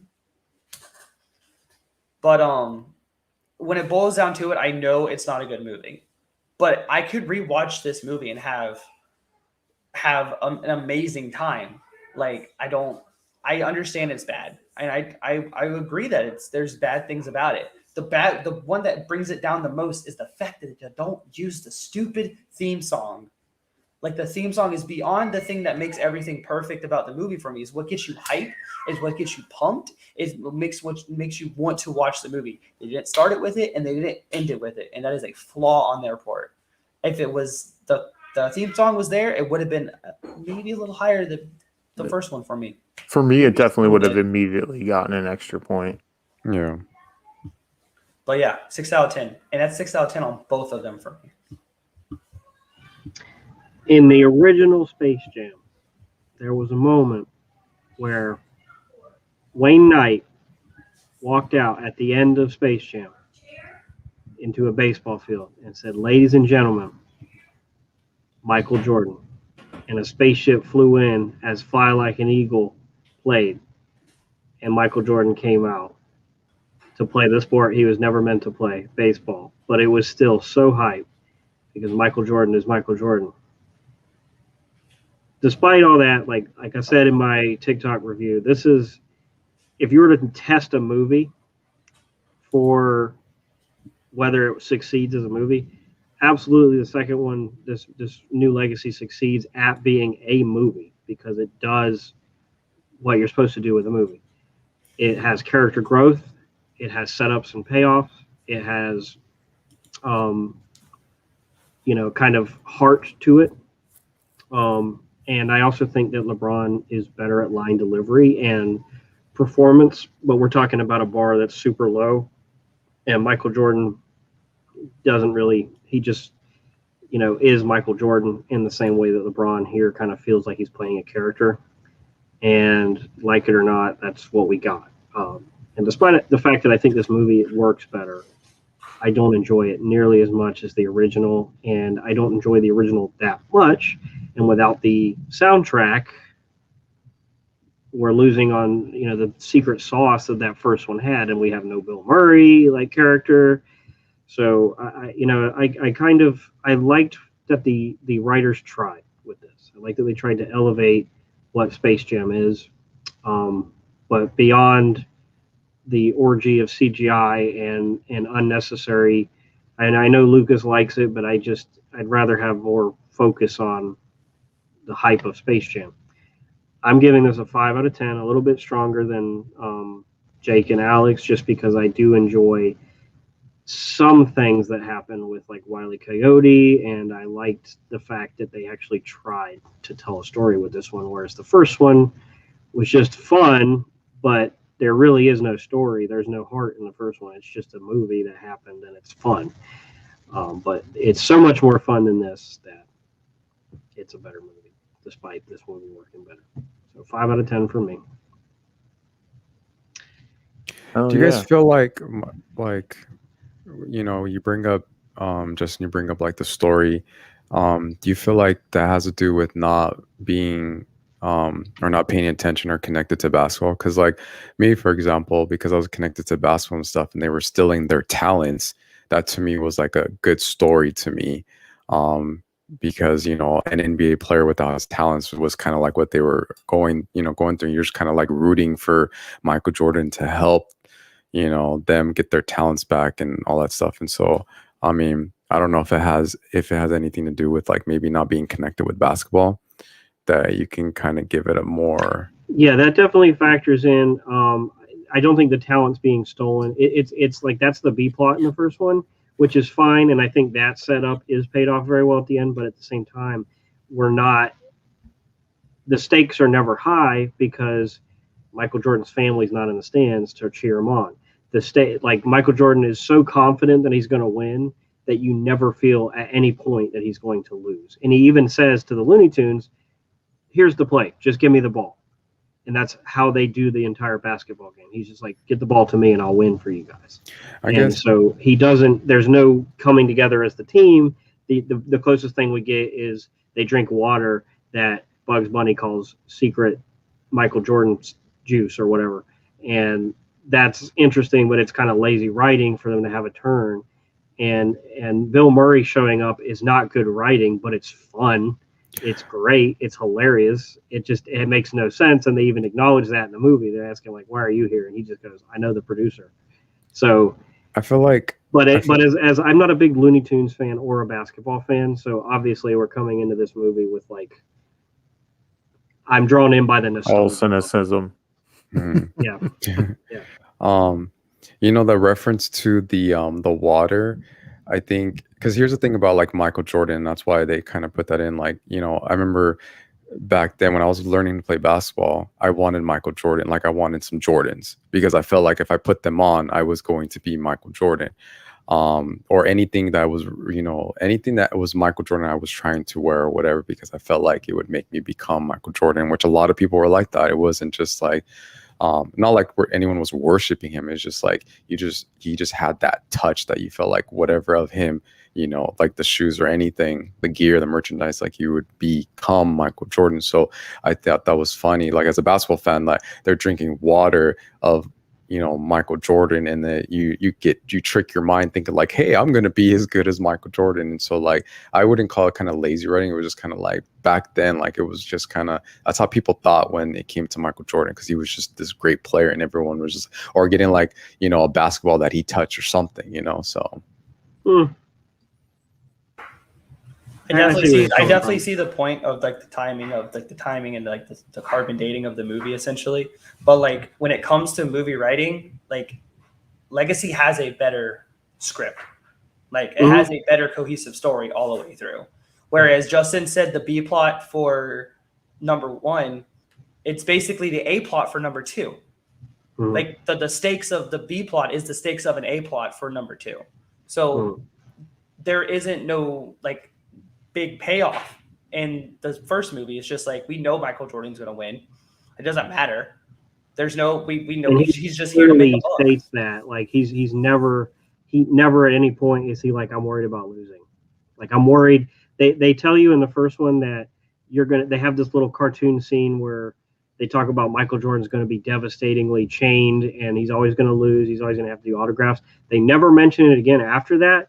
And it would be so easy for them to just like have Danny DeVito's character with like shackles, like ready to put him on, which maybe a bit on the nose for Michael Jordan, but like some kind of like narrative vision just to remind the audience that that's happening right before that final play, so that when it happens, we know what's at stake. And in this one, not only do we get Bugs Bunny or Michael Jordan's or LeBron James saying he's going to have to sacrifice himself, we also get right before that the reconciliation with his son. So we have all these different plot things closing up. They're not. That doesn't mean, you know, that's more entertaining than the previous one. It's just it works better if you're judging a movie for being a movie. It's a better script. It works. It's more cohesive. It's tighter, neater. Yeah, but it's not more fun for sure. It was hilarious to see the basketball players in the B plot walking around failing miserably at playing basketball. Like, you know, it was. It was. We didn't get that in this one. Nope. See, and that's where this one I think failed. It was with the subplot with the other basketball players, whereas like they showed a really cool scene of the Dom getting like images of the guys for like his video game, whereas the other one was the players themselves essentially in new bodies. Where I did like that aspect for sure, but at the same time, it fell short. Like I said, both movies for me were the same rating, because where some things were higher than the other, it was lower than the other. Whereas if you flip the bill, it's the exact same thing for the other movie, just one side's better than the other. Yeah, and like I think it was Andy Cortez on kindoffunny.com on their podcast. He said what the first movie does good, this movie does bad. And vice versa. And I agree with that, but I just think that what the first movie does good is so much more fun to watch than this. Plus, we have the nostalgia factor of that comfort of having seen it when we were kids. So whenever we revisit that, we get to get all those memories back, whereas this movie, we just don't have that. Maybe the kids of this age will, and we're the older generation, and Katrina's going to get all spicy, but that's their thing. We're old. It's okay, Katrina. We're old. Get used to it. Yeah. Would you you know what? Tell her that, because she said I hit my head. I did. I just did. Yeah. Justin, would you give the original Space Jam? Would you give it like a 1 point higher then, or would you give it 6.5? 6.5. Okay, so you're about the same as me then. So you're about the same roundabout. They're very close to each other. Whereas Alex, because I just watched the original too. Like I started watching it last night, and it wasn't as good as I remember. Song. That's all I did. I watched it to get the theme song. From what I'm seeing, which is not a bad thing because we all have our opinions, but I feel like when you're not connected to basketball, you're going to give a different rating. And you're not gonna, like, some of the moments, like some of the things you guys are referring to, like they have more meaning to me as a basketball fan. Absolutely. You know, and so like, and I remember too, and I think at that time Michael Jordan had retired, and everyone was like, Michael, come back and everything. And so the movie does end where he's back as a Chicago Bull, and everyone's losing their mind. And to you guys, you're not going to get that excitement level because it's like you know, where But like to me me- watching that, watching that, like, I feel like that was more close connected to like basketball fans. And now kind of thinking about it, I'm trying to think like, because like in that movie, he had to go to Toontown, with Looney Tunes and stuff, where I feel like this one, they made it too open because like LeBron James could have gone to anywhere. He could have gotten help from someone in like, he could have went to Harry Potter World or something like that. Like the fact that he went all the way to like the Toontown, like he I got don't know. put into Toontown by Algae Rhythm. But he got put where the rejects are. That's where Algae Rhythm put him. So that's what he got stuck with initially was Bugs Bunny. But like when he needed to pick like an all-star team, he was naming Superman and remember, Batman and he stuff goes like that. there and he fails at getting the superhero. He fails at getting the superheroes because the Looney Tunes are ruining it. Therefore, whenever they go to this really cool, awesome place, the Looney Tunes are ruining it, so they have to get out. So he takes the Looney Tunes instead because Bugs keeps telling him that's what he gets.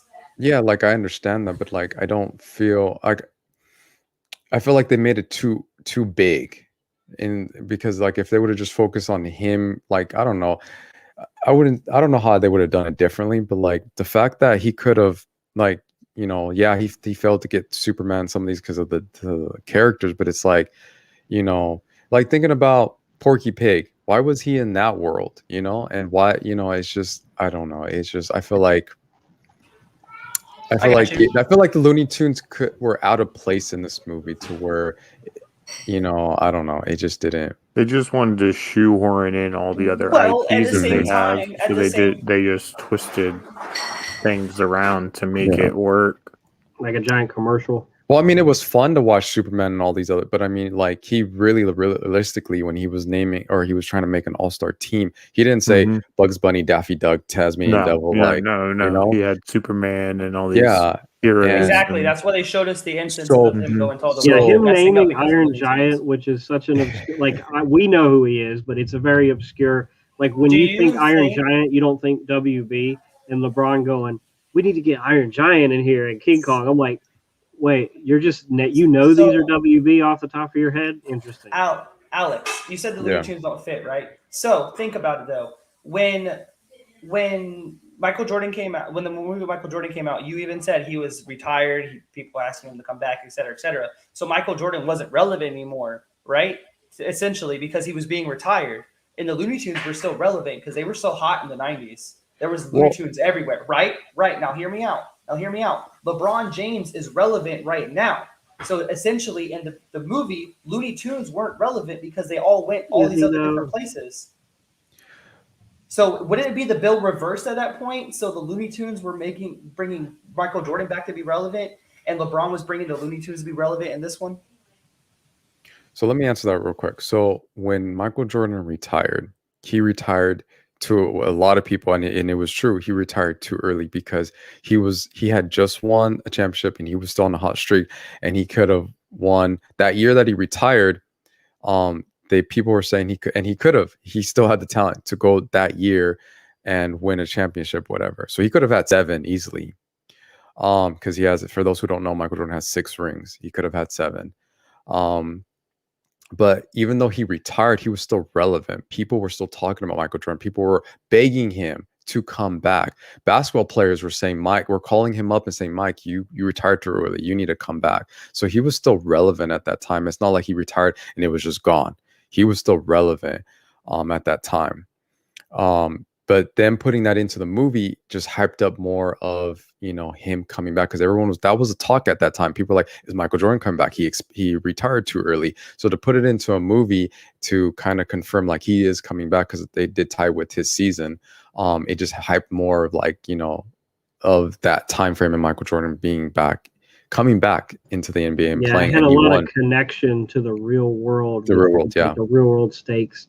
So it wasn't just a Chicago thing. Like the whole world was talking about that. So like, what Justin's saying. I was wondering though, unless you guys want to keep going on that topic, there was I'm thinking I don't really follow athletes that much. Like I know some UFC fighters, but like if y'all were to have another sport have a movie like this that wasn't basketball with another athlete, what would y'all pick? It would have to be football. Football? No, it could be football. I mean, Could be that. I would say football would be the next bet, or baseball, since the Looney Tunes is American-owned property. If it wasn't an American-owned property, if it was not yet, if it wasn't an American-owned property, then I would say soccer or football. Like that would be the one to go for. The WB has already spitballed a bunch of different scenarios with different athletes. So the obvious choice. Yeah, because I feel like the obvious choice was football, and then if it's Tim football Tebow nowadays, didn't want to do it. If it's football nowadays, they'd go for Tom Brady. Guarantee you that would be the first bet. No, yeah, because he's done, and yeah, you're right. They should. If they didn't get him, they would go. They for could make that a good. There goes Alex's power again. Oh man. Let's wrap it up before Justin loses his. It stopped lightning. It's just raining. Okay. Well, he's back. Good. Back. Oh no. Ladies and gentlemen, Flash. Alex from In the Bat Loop. He's back. He's sort of back, not back. Alex B. Loop. Alex Brooding Bat. Johnny B. Good. Person. John Cena. There we go. All right, so anything else you want to talk before we all get turned into all I was gonna say real quickly before I froze up was that football would make sense because right now the sports that are dominating right now is basketball, football. Mm-hmm. I think football a little bit higher than basketball. But yeah, it would be the same thing. Like if they did a football one, I don't know if you guys are into football, but if you're someone who's not into this certain sport that they choose, you might give it a different rating, or you might not have the same hype level and stuff like that. And so, which is interesting. Like I said, like no one has a wrong opinion, but it's just interesting. Like here's me who loves basketball, and I'm kind of hearing you guys out on your, what you thought about it, and it's I gave it a higher. I don't have an opinion about the sport, right? But I watched it as a Looney Tunes movie. Because if you take it back in action, that's also a Looney Tunes movie where it's just a movie. So I love Looney Tunes. So that's where I'm coming from with this movie. I feel like Looney Tunes had a better they did a little bit better with Looney Tunes back then than with this one, I think. This one felt the most Looney Tunes out of all the Looney Tunes. Like all the antics they did on the court, especially like the gun with all the coyotes, the Taz spinning the stadium. Like that's so out there and very like Looney Tunes that I loved it. That's why when you were like, well, I'm from a basketball background, and I'm like, okay, I understand that, but I'm from a Looney Tunes background because I grew up with these cartoons. So I'm from a Looney Tunes background too. Yeah, that's the thing. I'm from a basketball and Looney Tunes because like I love Looney Tunes. Like I said, that was a Saturday morning thing all the time. Like, and so watching them both. I mean, I guess you can say they gave this one. I'll agree that they gave more characters more screen time because, like Granny in the first one, I think she was like a cheerleader, right? Given her only scene was like a Matrix thing, so I guess in fairness, it was almost equal. But she had a couple of like less like with basketball, but she knitted the sweater for Dom when he came over, and she had a couple. They actually used her quite a bit. Yeah, so like that. Yeah, so they didn't focus just on like a Bugs Bunny and Daffy Duck or Lola. Or Lola. So I'll give this movie that they didn't even go into the controversy about Lola. That which I'm surprised. I think after seeing this, it was like that's nonsense. There's nothing really that different about her. There's nothing different. Exactly. Oh, it's actually she's a better character than she was in the first movie. Yeah, they were talking about they changed her image. I couldn't even tell. Like I was just like, and obviously the CGI. This Lola Bunny is actually very similar to the New Age Looney Tunes show Lola Bunny that they introduced. So I like that. I didn't even think it was worth bringing up because it's such a non-issue that that one and the Pepe Le Pew was the two hot topics when everything got dropped. We talked about Pepe. I know, I'm just saying, but those were the two topics. It wasn't anything else about the movie or anything else about the trailers that came out. Was those two topics that was all over the internet. Everything's got to be controversial now. All right. Well, anything else, guys? No, I Nope. think that pretty much covered it all. We covered a lot. Yeah. All right, this has been another Pretentious review. I'm gonna try it a third time with Pretentious Pop. Culture. And of course, I joining deleted us it on purpose. in the Bat Loop with Alex, the brooding bat. And thank you all for joining us. Please subscribe. Shoot for the like button, slam dunk that subscribe button, and we'll be back. Whenever we're not doing Marvel properties, we're going to invite Alex on and see if he'll join us without dirtying sullying his perfect. You can't just vote reputation. everything a 1 out of 10. Yeah. Right. I mean, he did vote this 1 out of 10, so look No, at I'm that. just kidding. You What can was find, more I've ever heard come out of this man's mouth, Yeah. by the way. I'm surprised he got it lower than I did. It's very strange. But Well, if it was Marvel, it would have been Yeah. you would have seen a lot more lower scores, you guys. Just saying. And that's okay. Because like I I gotta take my always glasses say, off so I don't have to look at okay, the crit feed. be wrong. Yeah, I gotta blur them out real quick. Anyway, trigger warning. Let's see.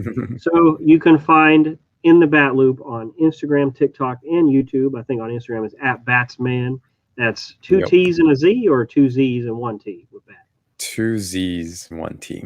All right, he knows his stuff. Thank goodness. And then we got Pretentious Pop Culture, YouTube, TikTok, Instagram, and Pretentious_pop on Twitter. Stay tuned for all your Marvel and Hollywood news on Twitter and Instagram, and hot takes on TikTok and YouTube. More podcasts to come. Can't wait to see you again next time. And there's a lot of traffic hitting the store right now. Oh, so yeah, just Jake's Designs. be patient.